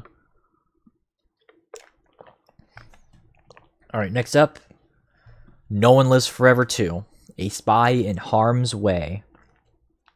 So,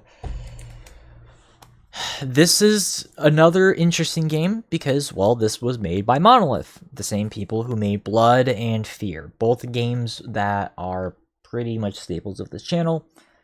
And yeah, this was kind of in that era where they were kind of not doing extremely violent games and just doing, you know, games that were less violent, and also games that weren't as serious. In this case, obviously, No One Lives Forever 1 and 2. And yeah, it's kind of an interesting game, like both of these, like, because these are both, I don't even know how to describe them. They're like Cold War spy, well, they pay homage to, like, you know, spy movies, of course. You know, stuff like James Bond and, you know, and the like. And I think they're actually kind of cool. Yes, this game didn't, it didn't sell as well as it could have, but it's still a pretty good game. Even if you have to pull up a hook to try to play it nowadays. I think it's worthy of, you know, a mention as far as like a sequel. So go check out The Operative No One Lives Forever and No One Lives Forever 2. They're some of the earlier games that like kind of did what I was talking about with Ally Assault, is that like they are less they're more arcadey, but they are way less, you know, unrealistic. And I like that. And also it's just kind of cool to use a lot of the weapons and tools that are just kind of, you know, in your gadgetry, you know, to begin with. So, you know, like crossbows and like a nuke purse or a nuke suitcase. So it's pretty cool. I was originally going to mention Time Splitters and I kind of forgot about that. Sorry. But yeah, now let's talk about Quake clones here. And yes, some people have been giving me shit, which, by the way, side tangent, why are people fucking disliking my goddamn retro shooter tier list? I don't know. Like, I'm sorry, but the retro shooter like fan base is actually starting to get on my fucking bad side. Like, I was not ranking Call of Duty on that list. That was a bonus list, but whatever. I'll talk about that in a little. I'll talk about that at the end of the stream. But anyways, Time Splitters 2.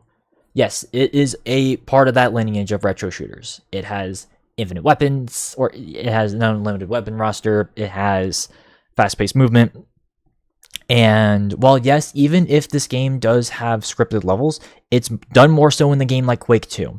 So, and also, well, yeah, so it's a retro shooter. And we also streamed this 2 years ago.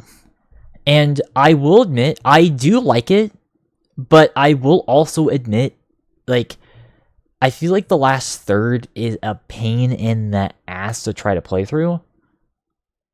And also, this game does kind of have that same problem the first Time Splitters has, where it's like, it's more so meant to be replayed in higher difficulties rather than, like, you know, played in one sitting. Granted, it's not as bad in that situation, but yeah, it can still be kind of annoying. But regardless, I think it's still cool, and the multiplayer can still be pretty fun, especially with the, you know, all the maps that they have here.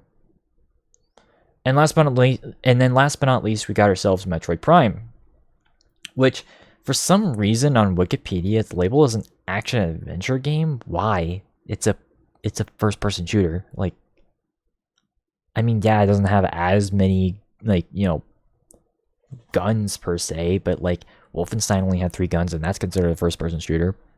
This game has more than that, so it should qualify.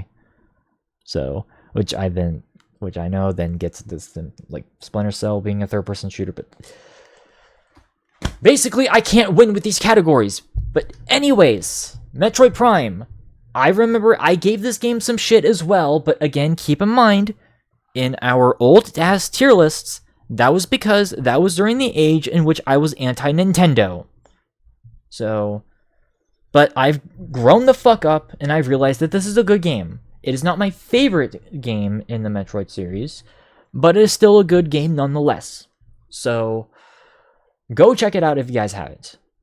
Let's move on to the winner. So, here we go. The award for the best shooter game of 2002 is going to Medal of Honor Allied Assault. So, I think this is a choice that, like, people are going to agree with. Maybe not everyone, but that's fine. Because, you know, admittedly, 2002 was a pretty decent to good year as far as shooter games are concerned. But I ultimately do think that this is probably the best choice. Again, this was a massive, massive upgrade in comparison to the first two Medal of Honor games. Completely due to the fact that this was on PC rather than on the PlayStation 2 or PS1 in the case of the first two games. And it was for the better for it. It also has, you know, a good selection of weapons, as well as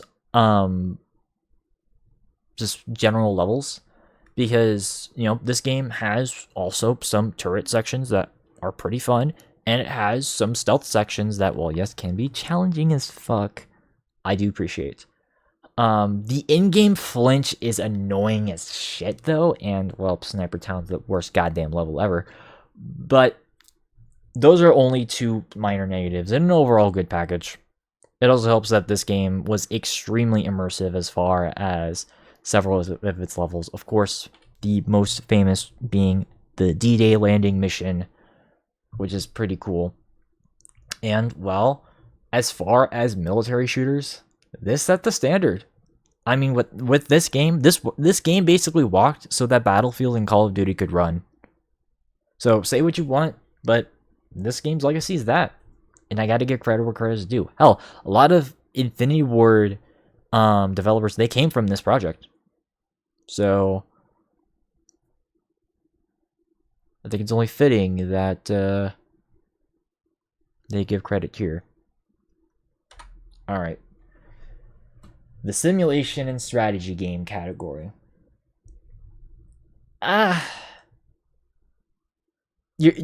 Once you see this category, you're going to automatically know who the winner is.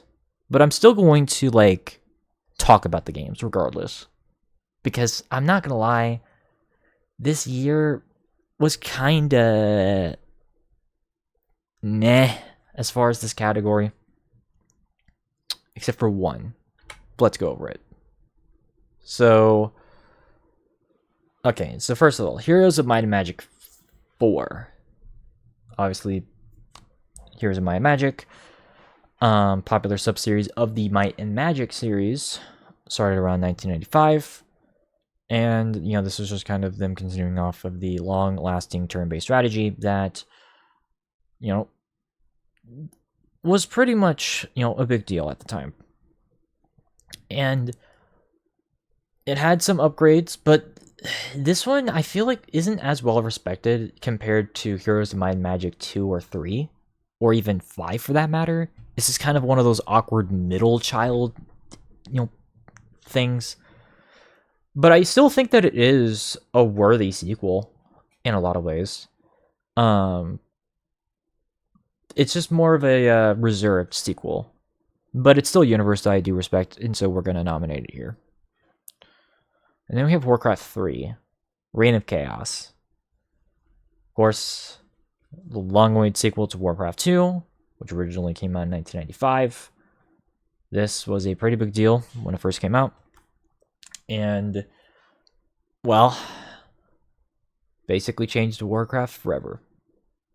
And I think that as far as RTS games are concerned, yeah, it's a bit more micromanagey, but I think it's still pretty fun to this day, even if, well, Reforged was a butchering of this, but we're talking the original Warcraft 3 here. And, well, that original game is still pretty good. And then we've got ourselves Stronghold Crusader, which I'm not gonna lie, I was hesitant on putting this on the list because the Stronghold series went on a massive nosedive after this.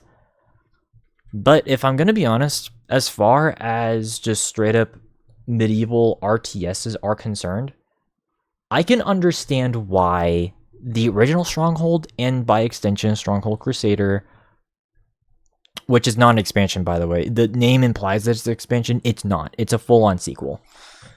I can at least understand and respect why this game ended up... I can at least understand why some people at least have somewhat respect for this. Because of just sort of focusing exclusively on just set in one time period, as opposed to Age of Empires, which that was the only other game that, like, at least off the top of my head, that was, at least at the time, an RTS that had medieval elements, but, well, they didn't fully stick to them. This one did. And, you know, it's a lot more macro management, which is obviously the stuff that I prefer. So I would personally give Stronghold Crusader the nod for that. And, well, that then leads us into Anno 1503, The New World. The sequel to 1998 1602. Well, actually, prequel to 1602. Focusing more on just sort of the beginnings of the age of exploration. And, yeah, just being a decent sort of, you know, mix between city building and strategy. I think that it mixed it pretty well. Like, you can definitely see that, like, the building blocks of what this game established would pretty much be seen throughout the rest of the franchise. Because the first game can be a bit janky, but this game sort of solidified the direction that Anno would take from this point onwards. So I had to give it a nod for that. And, well, we've got ourselves Age of Mythology, which, funny enough, we actually played, I think, earlier this month. If not last month. We played it very recently. And I will admit, I do have a slight bias against this game, but not because of the game itself, but because of, well, how I played the game. I unfortunately did, like, the way in which the AI works is kind of weird. So, again, keep in mind, like, I'm not a big... This game is very micromanagement heavy anyways, so... Which is something that I'm not the biggest fan of. But as far as just kind of going back to a more... Like, kind of going back to, like, a similar setting to what the first Age of Empires was doing, except adding in mythological creatures. I think that was pretty cool. And I at least respect the game for branching away from what, like, for being, like, a decent spin-off, so, of Age of Empires, so I think that's worth something. And then last but not least, we got ourselves Hearts of Iron, which is a game that, well, of course, walked so that Hearts of Irons 2, 3, and 4 could run. Grand strategy, of course. Sorry, my nose is kind of running. And, well, not running, it's itchy, but, and, well, at least to my knowledge, being, like, one of the first World War II like strategy games that got some decent coverage, at least from around this time period, because obviously, you know, by this point there were going to be, like, there were definitely more World War II shooters that were coming out, so to have a World War II strategy game was a bit of a breath of fresh air, especially one that pretty much covered the entirety of the war. So, especially in, like, an art style that was very reminiscent to a lot of the tactical maps at the time, which I think is actually a pretty cool touch. So, but let's go over the winner. It should be pretty obvious what's gonna win. So, here we go. So, the award for the best sim strategy game of 2002 goes to Warcraft 3.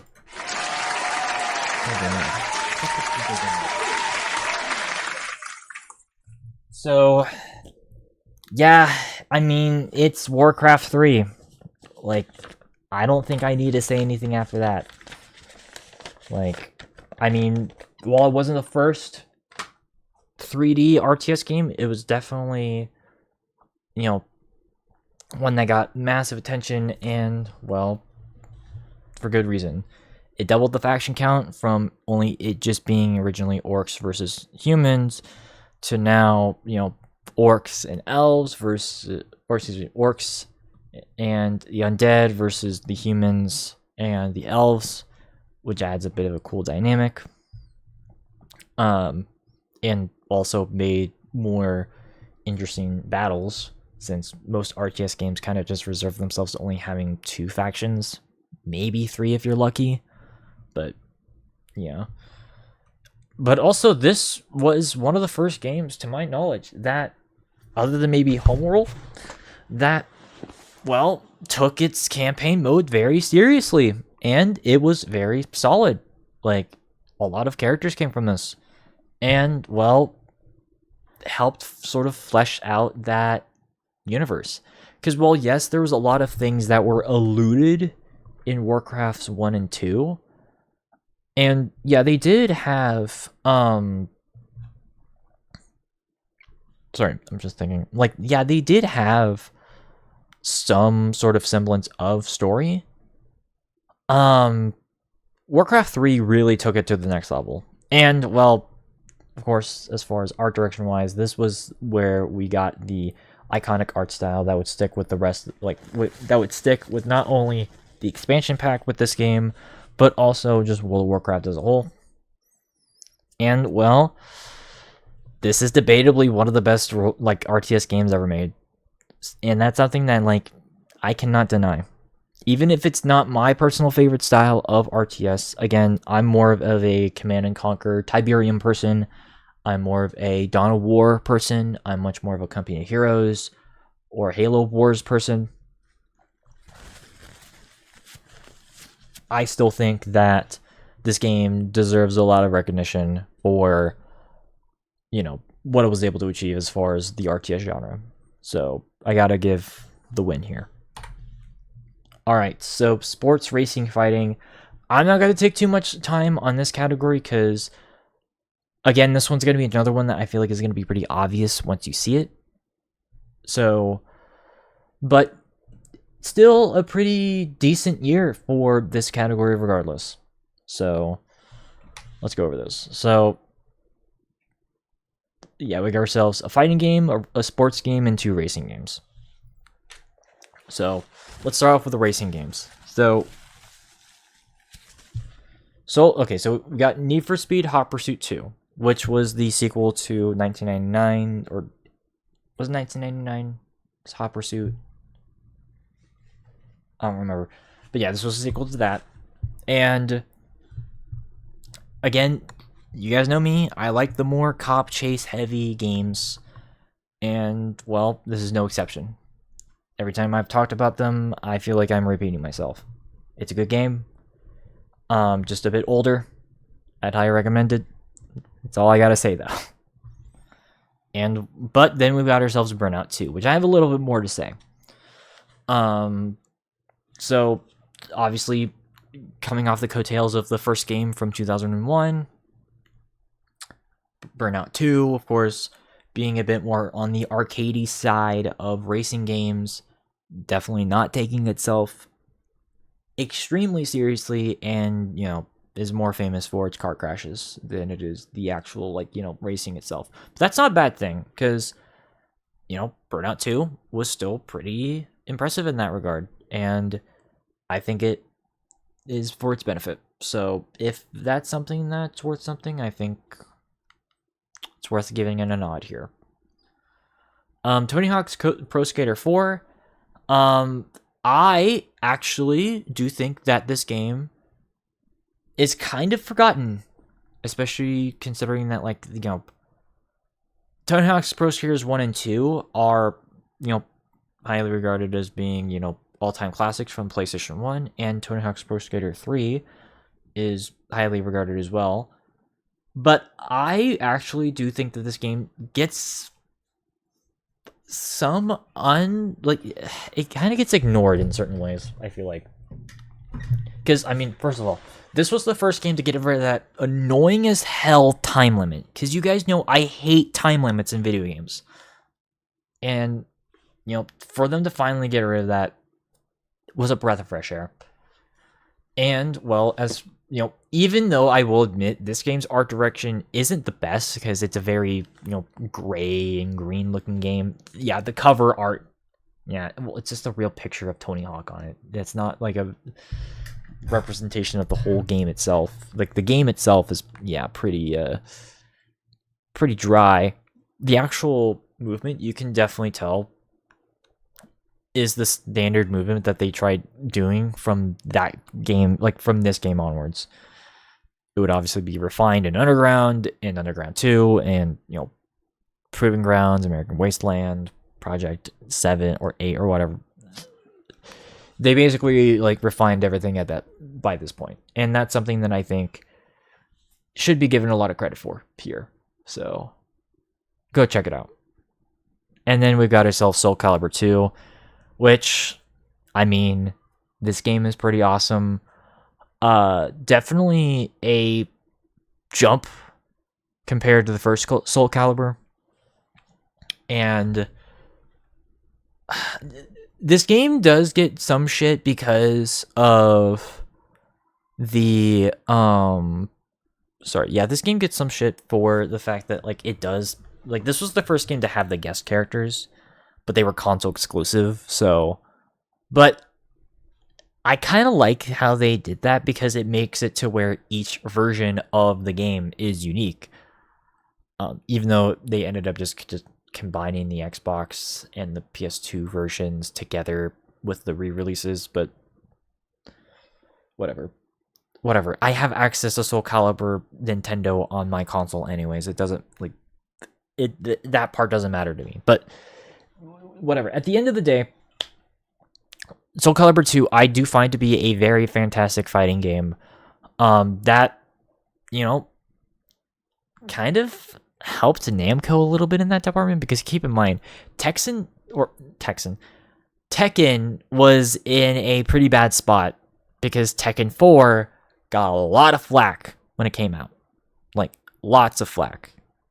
But then Soul Calibur 2 came out and basically just kind of picked up the pace a little bit. And it's also helped by the fact that, well, I've always preferred Soul Calibur as far as fighting games, so there's also that helping it. But whatever. Let's go over the winner. My throat is kind of sore. What the fuck? I don't want, like, yeah. This is why I wish I had a second person on here sometimes, but it is what it is. But, okay. Alright. Let's go over the winner. So, the award for the best sport racing fighting game of 2002 goes to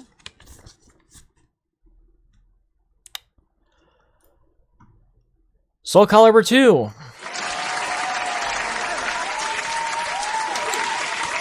So, I think this game holds up in a lot of ways. And, well, there's a reason why this game in particular is considered, you know, one of the better Soul Calibur games, if not the best. It's usually between this and 3, for, like, as far as, like, I'm aware. But I'm someone who does prefer 2. Granted, that's a little... I'm a little bit biased because like this was one of the few fighting games I do remember actually playing against. Hell, like 2 years ago, I was playing with a friend of mine on together with our PlayStation 2. We ended up playing this, and they've been playing this game for years. And keep in mind, like, I just got this game around that time. Like 2021, 2022. Like roughly around there.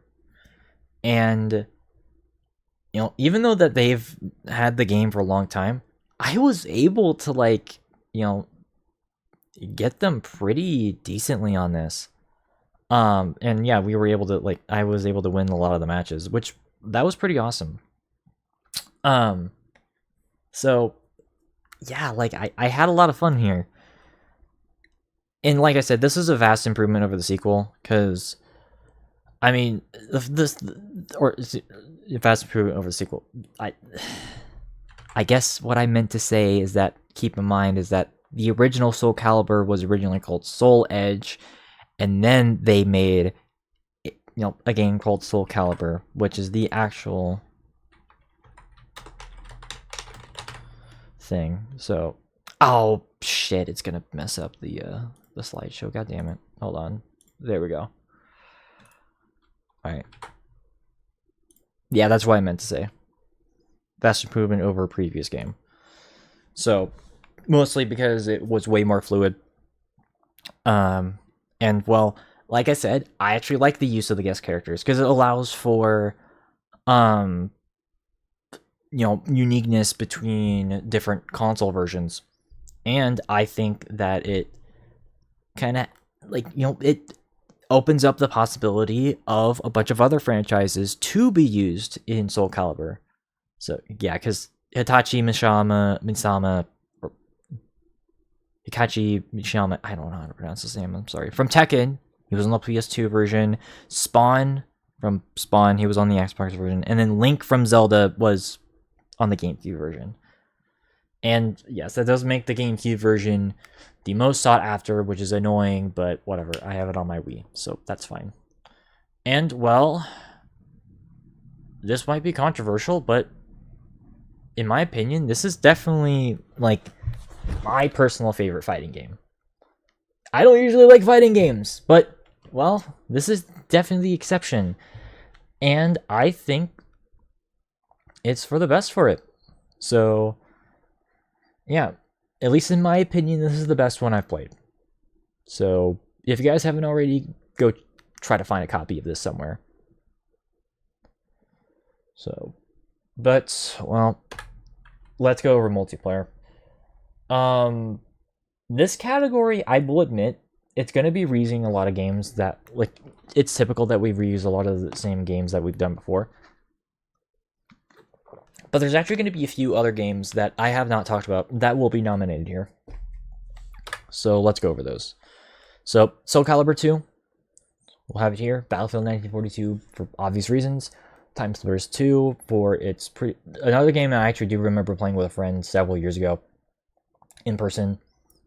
I thought it was pretty fun. But I'm also going to nominate Medal of Honor Frontline. Yes, it's a different game from Allied Assault. SOCOM, U.S. Navy SEALs, and Unreal Tournament 2003 here. So, Medal of Honor Frontline was... People see it as like the console version. As like the console version of Medal of Honor Allied Assault. But it's really not. The only thing that it shares is the D-Day mission. But like that's the only thing. And even then, it's played out very differently in this than it does on the PC version. Or on Allied Assault, I should say. Because the missions themselves are vastly different. And the way in which said missions go out are also very different. It's a completely different game. It's more in line with the original PlayStation 1 games than the PC, than like Allied Assault. So, but I still find it to be pretty cool. And the actual like multiplayer itself, it's pretty basic. Just kind of running around. with like, you know, predetermined loadouts. But the core of like the gameplay for Medal of Honor Frontline, and by extension Allied Assault, though I'm gonna nominate Frontline for this here, it was basically pretty much the basis for what Call of Duty multiplayer would eventually become. And so I think on that principle, I feel like it's worth at least giving it a bit of a nod. So, and well, I wanted an excuse to not have Medal of Honor Frontline stuck in the honorable mentions, because it's another game that I think does deserve to be on here. Although before we actually move on, I'm actually going to change something here. So I guess while I'm at that, I'm also going to talk about SOCOM a little bit, because SOCOM, I think I mentioned before that SOCOM is kind of one of those games that is a bit weird in that, like, it was, you know, one of the first third-person tactical shooters. And I will admit the controls can be a bit jank, since, you know, it's one of the first of its kind. But I still would say that it was a pretty big deal, because, again, whereas, you know, online multiplayer shooting was reserved to Halo on Xbox, it was actually mostly reserved to SOCOM on PlayStation at the time. Like, this was the game if you wanted to play online in a more competitive, like, scene. And, you know, I think that's pretty, like, as far as, like, what I was, like, the very, very, very, very, very limited experience I have with it, I had some decent fun.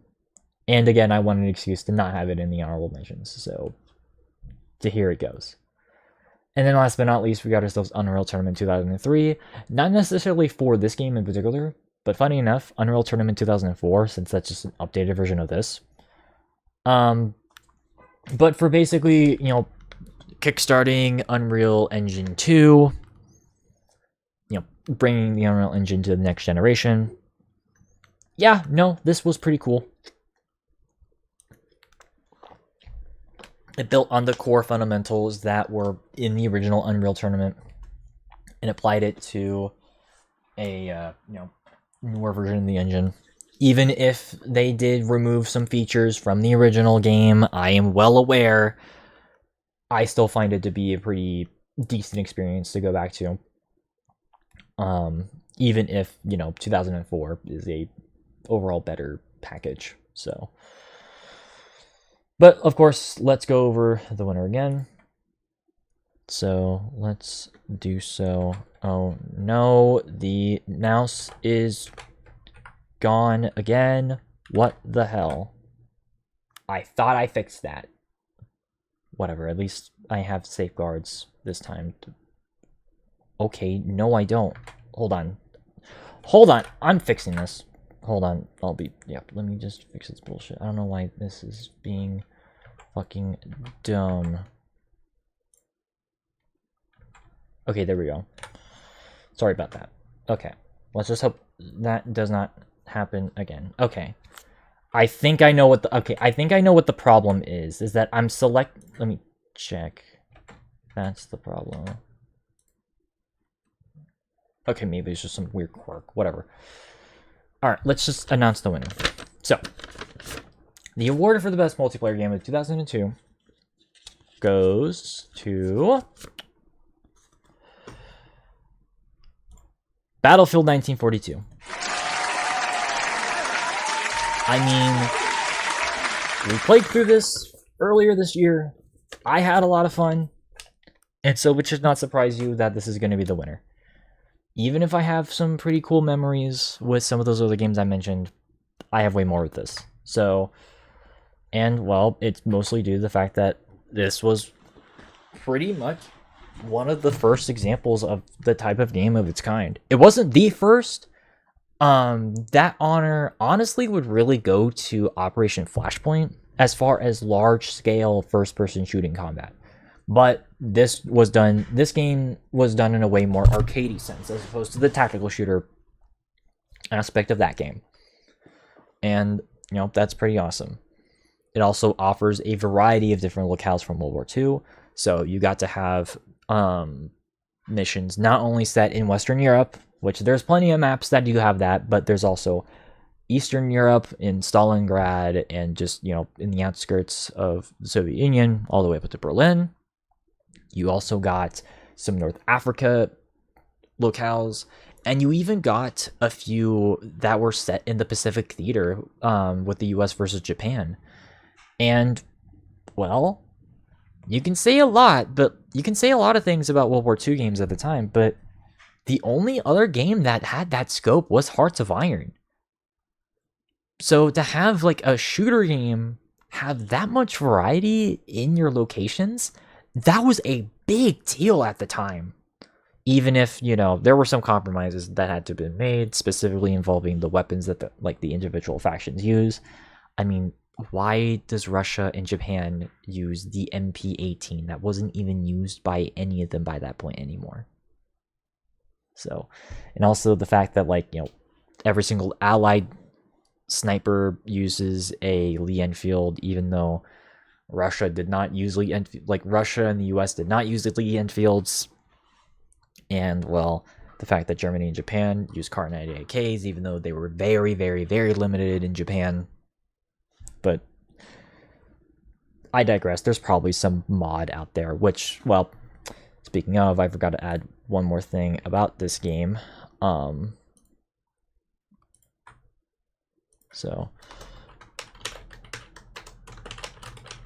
Which is admittedly something I kind of forgot to mention about Warcraft 3 as well, but, well, Blizzard doesn't want you knowing that. So, yes, this game has mod support, and, well, there's some pretty awesome mods here. So, but that's, of course, the bonus points. But the most important thing about this game is, well, because this was pretty much the first mainstream large scale FPS game, this helped shift towards player versus player multiplayer games into becoming more about teamwork. Because I mean, yeah, there was Rainbow Six before that, but that game wasn't really known for, or even Ghost Recon, but those games weren't really known for their multiplayers, but this game was.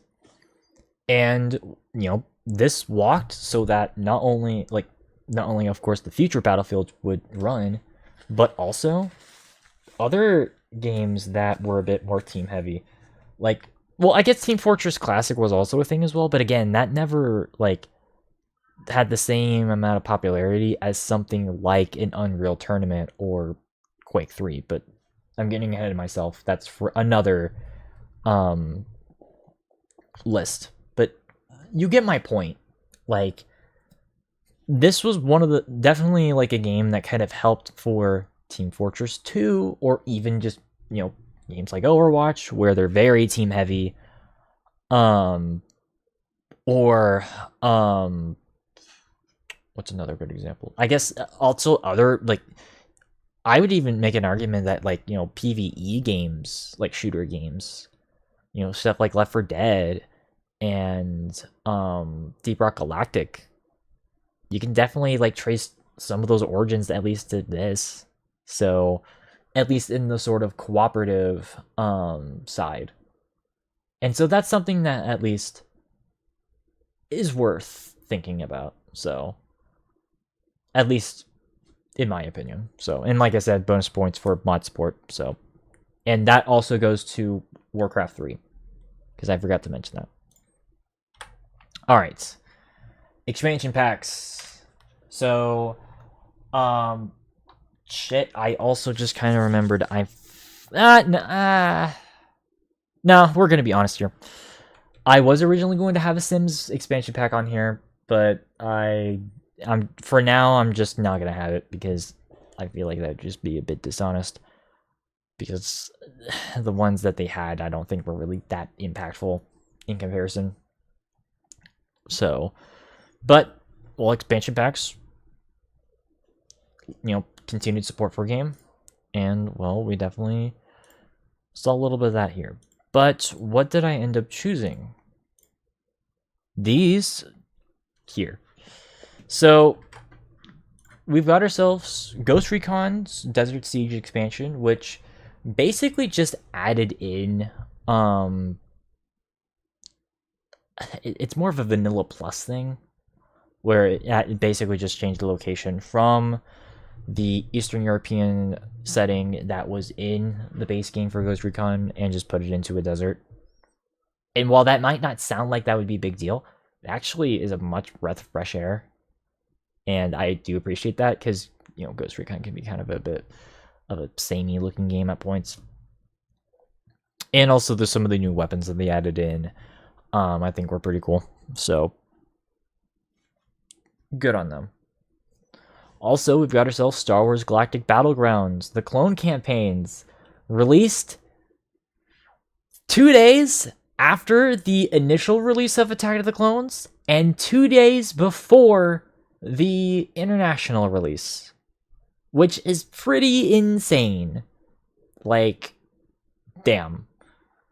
Which, I mean, that's fair because, I mean, granted, this adds in obviously content from episode 2 into Star Wars Galactic Battlegrounds, which really only had content related to both the Phantom Menace as well as the original trilogy.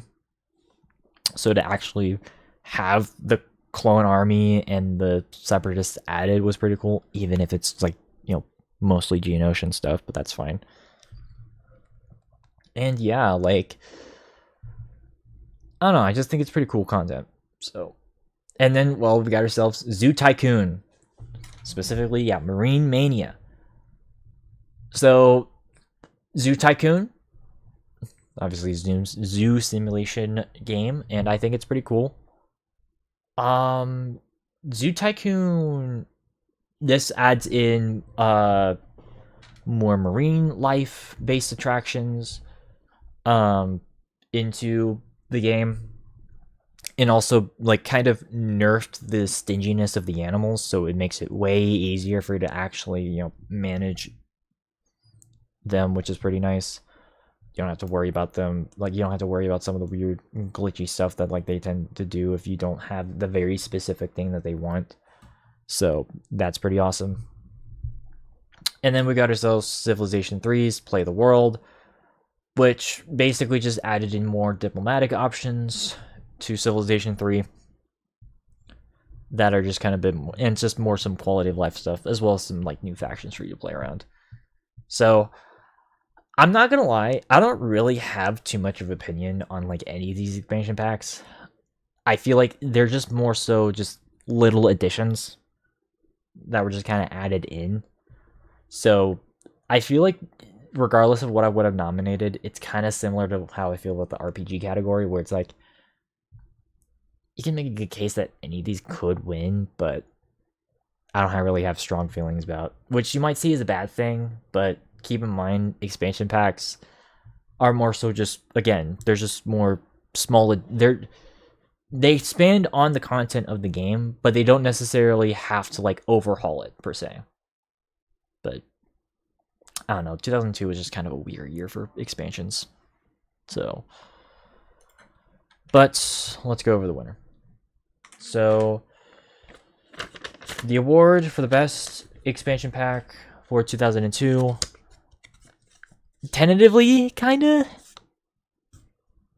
I don't know, this was just kind of a weak year for expansions, but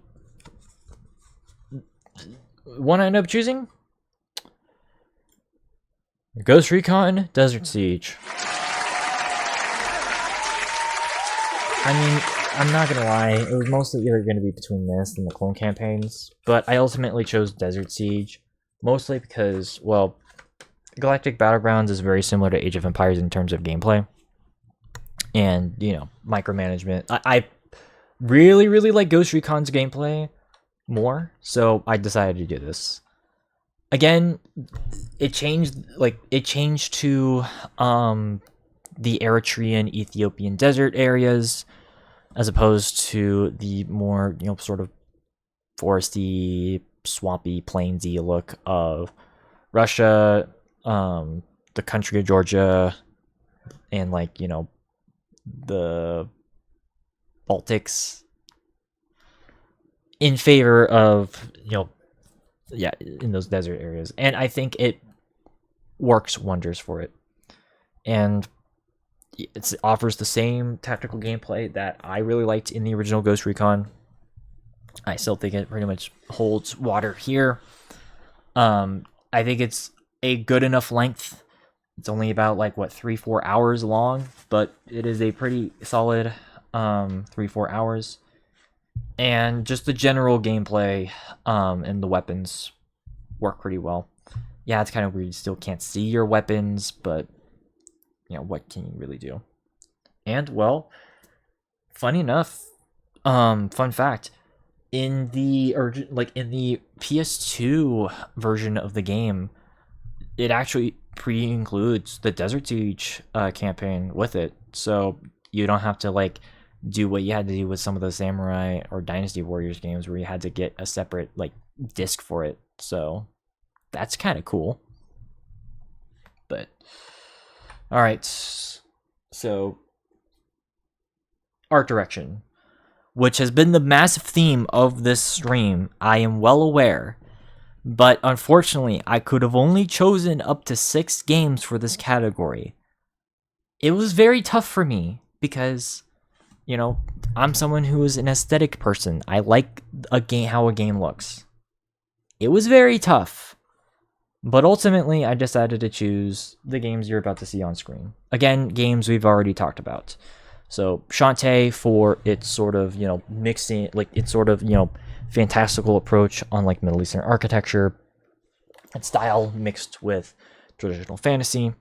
Warcraft 3 for its, you know, heavy inspiration from Warcraft, like, from Warhammer Fantasy being applied, but taking a more cartoony approach, which is nice.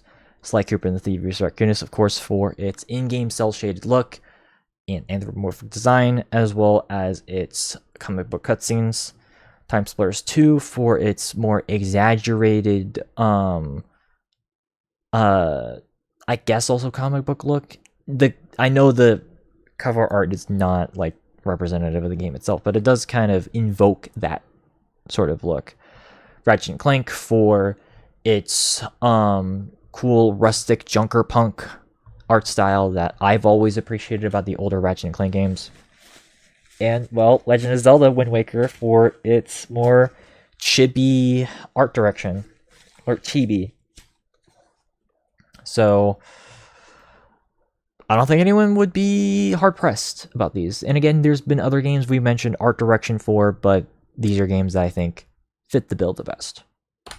So, let's get this one out of the way. So, the award for Best Art Direction of 2002 goes to...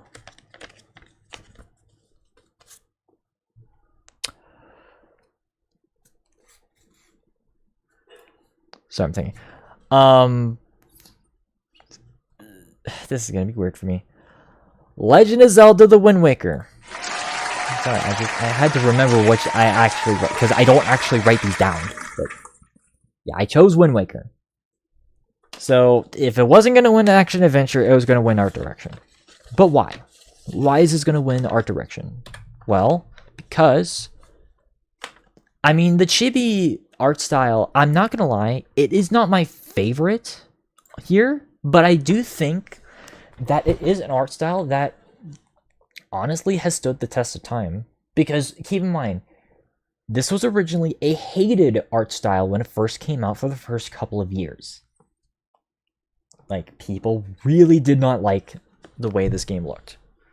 But over the years, it has quickly become an art style that people have actually preferred for Zelda. And, well, it was pretty unique for Zelda too, because, you know, most media involving Zelda was a bit more either traditional fantasy looking or, well, yeah, it was just more traditional fantasy looking at the time. Obviously with its, you know, unique flair, but, you know, Ocarina of Time, and even a lot of the artwork for stuff like Link to the Past definitely evoked more of a general European medieval look. So to have a game that kind of broke those bounds was a pretty bold, but a respectable approach. And also, flooding Hyrule being a massive thing, but that's a whole other can of worms. And well, here's the thing as well, is that like even if this was a game that definitely was a different approach, they used this art style. If you have been paying attention to a lot of like the lists or a lot of the streams that we've done on the series, you will take note that they've kept this art style throughout the 2000s, specifically with a lot of their mobile and portable games. Like Minish Cap and Phantom Hourglass and what's the one with the train? God damn it, I can't think of it. Or even Triforce Heroes for 3DS. They've kept the art style, or even the Four Swords and Four Swords Adventures a little bit. It's very similar. It's not exactly, but it's very similar. But like they've kept the art style around for a very long time, up until very recently. They've changed it up to the more recent style that they've been going for, that they've been doing since Link's Awakening, the Link's Awakening remake, excuse me. But this style means a lot to people, and I think that's worthy enough to be the winner here. Even if it's not the one that I would personally say it's my favorite, I'm putting my bias aside and saying that, like, yes, this is definitely the one that I think most people would agree with. So, specifically for how it has held up over the years. Alright, best narrative. Again, as I've mentioned before, the closer and closer we get to the 90s, the more and more difficult it's going to be for me to like have this as a legitimate category, because, well, the 2000s was definitely whenever, like, narrative-based gameplay was starting to kind of take a foothold. And, well, the early 2000s, while there's definitely great examples, it was not the focal point of gameplay or the games at this time. So, but I was still able to find some pretty good examples for you guys here. So let's go over them.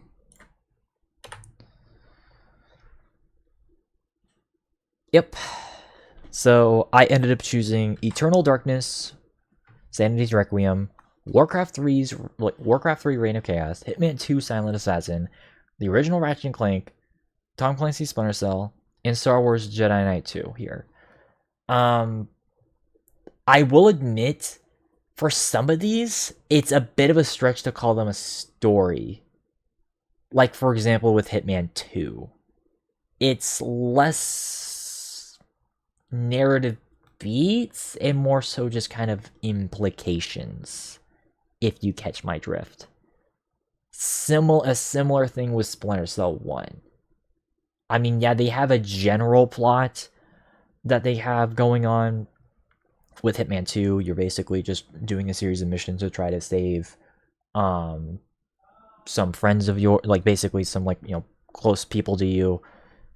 In the case of Splinter Cell, you're going after a rogue government official of the country of Georgia who is basically threatening, to start World War III. But those are not really, like, narrative beats per se, Like, they're just sort of like, baseline stuff. And, well, so yeah, keep that in mind, is that we're going to have to make compromises in, like, those departments here, unfortunately. But with Ratchet & Clank, this one is more so about, well, a Lombax and an android, or a robot, essentially trying to save the galaxy from basically just a mega corporation empire, from destroying a bunch of planets into creating their own artificial planet from scratch and, you know, destroying everything in the process. That's something that I can at least appreciate in a lot of ways, especially for this time, because, you know, Sony executives nowadays would not approve of a game like this at all, especially for its very anti-capitalist messaging, which is just completely removed from the remake. Another reason as to why, you know, the remake of this game is inferior to this game, may I remind you, but, you know. And then, well, with Warcraft 3, we've got ourselves the, you know, sort of basically setting up the groundworks for what would eventually become World of Warcraft. I think that should be pretty obvious. Jedi Knight, Jedi Outcast, sort of not necessarily concluding Kyle Katarn's story, but just sort of continuing a lot of the, you know, stuff kind of after, sort of post Imperial stuff. Obviously this is now considered Legends. Thanks a lot, Kathleen Kennedy. But, you know, that's a whole other thing. But it's still a good, like, you know, it's just a fun ride regardless. And then Eternal Darkness with its sort of use of time travel, but, like, surprisingly enough, in a very unique and good way. And has very, very creepy implications with time travel. Like, shit. But whatever. Let's go over the winner. It might surprise you what's going to win. So, here we go. The award for the best narrative of 2002 goes to Eternal Darkness, Sanity's Requiem. This is a creepy fucking game with a very cool twist, some cool twists and implications. So, first of all, this game is not told in a linear way. It is told through multiple perspectives throughout history. So you see the perspective of a Roman soldier, you see the perspective of, I think, like a medieval peasant, if I remember correctly, and then, like, another, like, sorry, it's been a while since I played this. And, of course, someone in the modern day. So, but here's the thing, is that, well, I'm not going to spoil it for you guys, because I want you guys to play it for yourselves. But let's just say that, like, the way in which you interact with the characters of the past, they may or may not be affecting your character, like, in, you know, the modern day. Well, in the year 2000, when this game is set. So not really modern, but whatever. Modern day of whenever this game was made. Like, and just, I don't know, you know, most people do not like the use of time travel in terms of, like, you know, gameplay or in just stories in general. But, like, this game basically just kind of uses it in a way that, like, makes you kind of question whether or not it would even be a good idea to begin with. And, well, it doesn't help the fact that, like, you know, there's some fucked up shit that comes from this, like, you know, some weird mummies and shit. I guess it's kind of a mummy game. But you basically unleash a curse. Multiple curses for all I know. And yeah, it's pretty creepy. And it's also helped by the fact that, well, this game uses the sanity mechanic to help enhance its story. So much so that, like, I mean, granted, you know, this was made with CRTVs at the time, like, in mind, so with modern TVs, it may not necessarily be in most effect, but, like, this game was pretty cool as far as, like, you know, basically breaking itself. That's all I gotta say about it. Like, it's a very, very impressive game that I'm kind of sad that they have not really brought back since. Probably because Nintendo doesn't really want to acknowledge it because of just this being the most rated M game they would probably ever want to have ever published. Which is a sad, sad thing because a game like this could still work. And yes, it is a survival horror game. It is a horror game. A really damn good one at that. So go check it out if you guys haven't. Because it's fucking creepy. So, alright. Last award of the night. The Game of the Year. We have gone through this year and established that 2002 was a very damn good year as far as video games. So it should not surprise you that plenty of the games that we've already given praise to, they're gonna be nominated here. So, because I think no matter what, people are going to be very happy with what I ended up choosing as far as the titular award. So what did I end up choosing? Well, I think these are the best candidates here. Kingdom Hearts for its, excellent way in which it was, able to blend Final Fantasy concepts with Disney characters, and, continuing a lot of the themes that were present in the films. Soul Calibur 2 for being, arguably one of the games that helped save fighting games during the early 2000s and is highly regarded as being one of the best fighting games, period. Warcraft 3 for its, excellent way in which it was able to utilize the RTS genre, mixing it in with, narrative elements. Sly Cooper and the Thieves' Reckoning is, of course, being a very biased pick, but is one that I think is warranted nonetheless because of its excellent, blending of different genres. A similar thing can be said with Ratchet and Clank as far as its blending of multiple different genres at once. And of course, Splinter Cell for its stealth action being redefined literally right there in the title, but still being a good game nonetheless. So, although if you guys have been paying attention, you probably can deduce to exactly what's going to be Game of the Year. But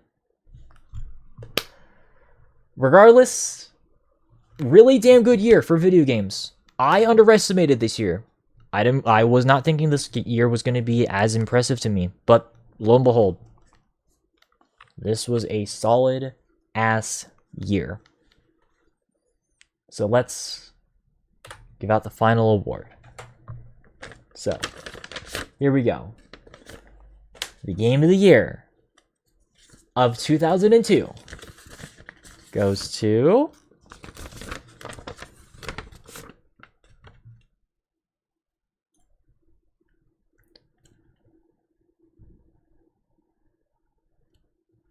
Ratchet and Clank. I'm not gonna lie, this one was extremely close. Extremely close. Because I was debating between this, Warcraft 3, and Splinter Cell. But I ultimately chose Ratchet and Clank as the Game of the Year of 2002. So I praised this game quite a bit here, and we've played through the game 4 years ago, granted, but it was still a fun experience. Again, it combined, platforming with third-person shooting in an extraordinary way for the time.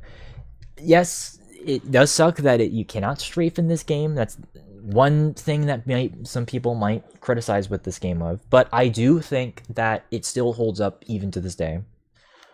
Also, Ratchet as a character, I will admit he's kind of an arrogant asshole, throughout the game, but I think I've learned that was intentional for his character growth into becoming how he is in, the later games.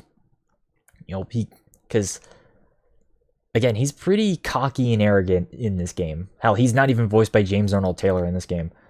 He's voiced by someone else, but I forgot who was the original voice of Ratchet in this.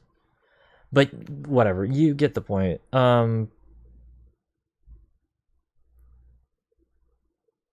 Ratchet and Clank is definitely Mikey Kelly. He's the original voice. Okay, that's right. And but yeah, he basically is able to grow as a character by the end of the game, and I think that's pretty awesome. And it's also helped for the fact that this game has very fantastic antagonists. Of course, again, Chairman Drek being honestly one of the most underrated villains in video game history.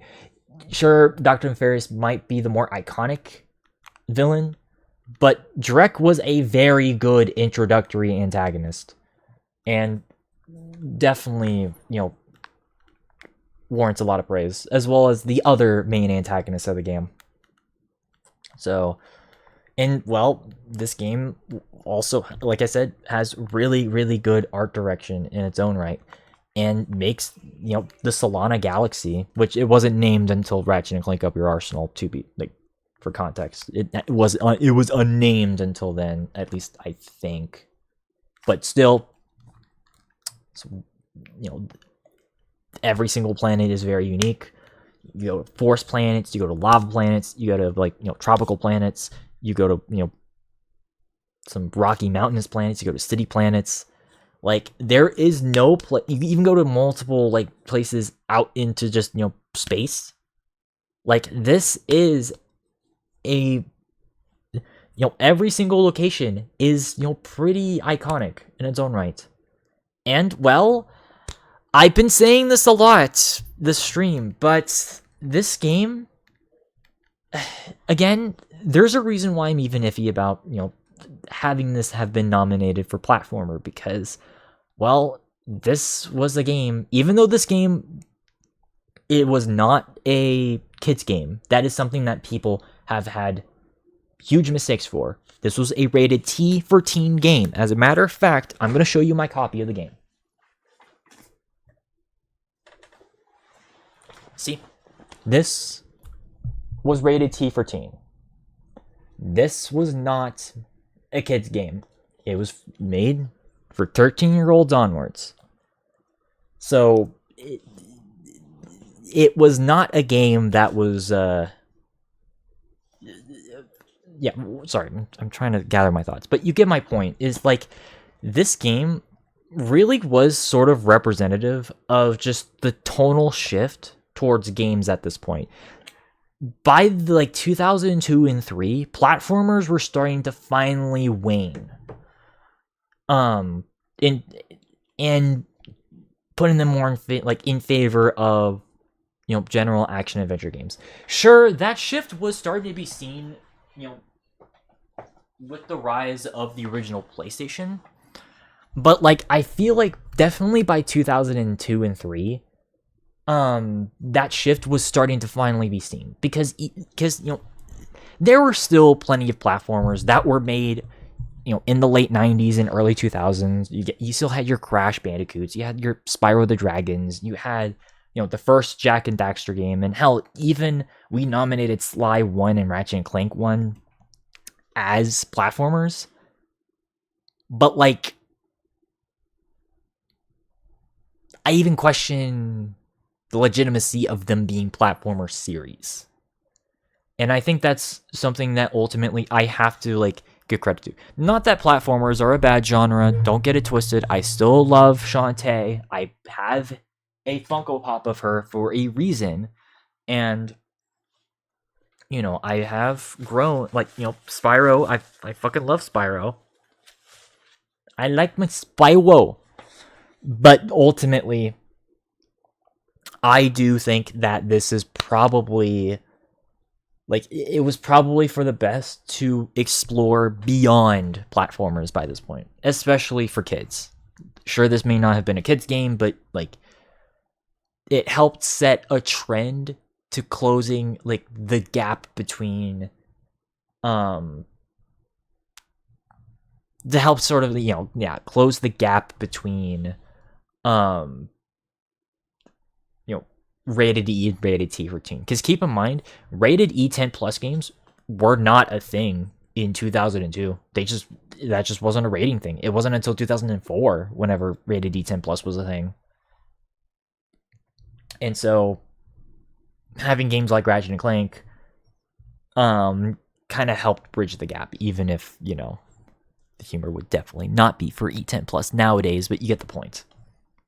So, and well, Ratchet and Clank is one of my favorite games of all time. So I gotta at least give credit where credit is due here. So, and well, that concludes this particular stream. But of course, let's recap. So, Best Game Boy New Studio went to Sly Cooper and Thieves Raccoonus. Best Action Adventure went to Tom Clancy's Splinter Cell. Best Platformer Game went to Shantae. Best RPG went to Kingdom Hearts. Best Shooter Game went to Medal of Honor Allied Assault. Best Sim Strategy went to Warcraft 3 Reign of Chaos. Best Sports Racing Fighting Game went to Soul Calibur 2. Best Multiplayer Game went to Battlefield 1942. Best Expansion Pack went to Ghost Recon Desert Strike. Best Art Direction went to Legend of Zelda Wind Waker. Best Narrative went to Eternal Darkness. And the titular Game of the Year went to the original Ratchet and Clank. So, yeah. As far as my personal top 10 favorite games of 2002, in no particular order, by the way, we got Sly Cooper the Thieves Raccoonus, Shantae, Ratchet and Clank, Splinter Cell, Battlefield 1942, Soul Calibur 2, Warcraft 3, Medal of Honor Allied Assault, Medal of Honor Frontline. Yeah, I know, I have 2 of the same series on there, shut up. And Eternal Darkness Sanity's Requiem. So, and well, as a bit of a bonus. Oh, okay. Why? Okay, there we go. We got ourselves guilty pleasures and honorable mentions. Keep in mind, these are not games that would have qualified, but I still like. And I will admit, there are some games that are on here that people are going to make fun of me for that I like, but, well, it's my list. I can do whatever I want. So, Serious Sam, Second Encounter. I didn't know if I wanted to place this here or not. Mostly because, well, this was kind of a weird one because it's kind of an expansion pack to the first Serious Sam, but it was treated as a sequel, so I didn't know what to do with it. If I'm going to be honest, I would have nominated it as an expansion, but I don't. It's one of those weird cases where it's like it's kind of a sequel, it's kind of not. Oh, is there another game behind this? No, it's not. Okay, never mind. Also, I wanted to give some nods to both Wild Arms 3 and Suikoden 3, both of which were JRPGs that unfortunately the list was kind of a bit too bloated for them, but I thought were pretty cool nonetheless. We also got Soldier of Fortune 2 here, but again, list was unfortunately bloated for shooter games. Though this one wasn't as good as the original Soldier of Fortune. I thought was pretty cool in its own right. But I also wanted to give a nod to Contra Shattered Soldier. Because, well, Contra was in a rough spot in the late 90s. Because, well, there were 2 Contra games that were made for the PlayStation 1 that were really bad. I played them. They were really bad. So to have a Contra game that just kind of, you know, was still 3D, but just went back to its roots was perfect. They should have stuck to that, but whatever. Shattered Soldier, it's a decent game. And I'm willing to give it the nod. Also, I'm willing to give the nod to Crash Huge Adventure, but I don't know. Crash has always been kind of a series that, like, I don't know if I fully like the gameplay. Like, I don't know. It's super, super linear. Granted, this one is more in line with, like, more traditional 2D platformers, since this was a Game Boy Advance game. Yes, Game Boy Advance. And so it has that going for it, which is also, again, just kind of weird seeing Crash Bandicoot in a SNES-like game as opposed to a fully 3D game, but but just what it is. Onimusha 2. Again, this list was just super bloated. I unfortunately could not add it to the action adventure category, but still a respectable game nonetheless. And then, well, okay, you know what? People are gonna make fun of me for this, but I kinda like Star Fox Adventures. I'm sorry, I just... Okay, is it as good as Star Fox 64? Fuck no. No, it's not. Not even close. Is it as influential as that game? Fuck no. It has massive problems. Like, it was originally not supposed to be a Star Fox game at all. And, well, it was made into one because, well, yeah. Also, I'm pretty sure this was the last game made by Rareware before they were bought up by Microsoft, so that's always fun. But I don't know, it's just like, I don't know. It's just cool seeing, it's just kind of cool seeing like Fox walk around. So, and well, also this was the, what's also funny about this? This was released the same day as the first Sly Cooper game. What? Yes, I am not joking. Fucking, what was it? September 22nd, 2002? Or whatever the fuck.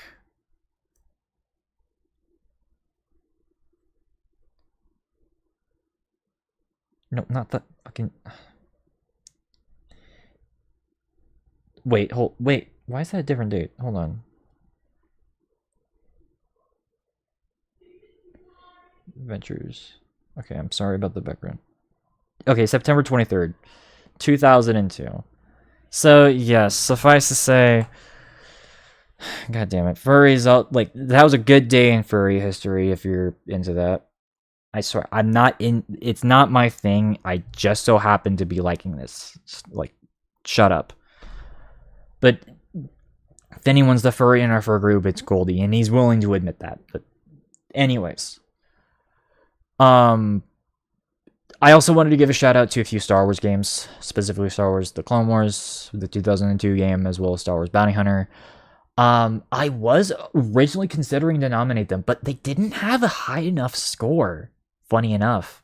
I know I usually don't go by Metacritic scores, or at least not as much anymore, but there were just better games. But still cool games I wanted to bring up. I also wanted to bring up Resident Evil's remake, because, well, because of our stipulations about remakes, I unfortunately could not nominate it, but I do want to give it a shout out.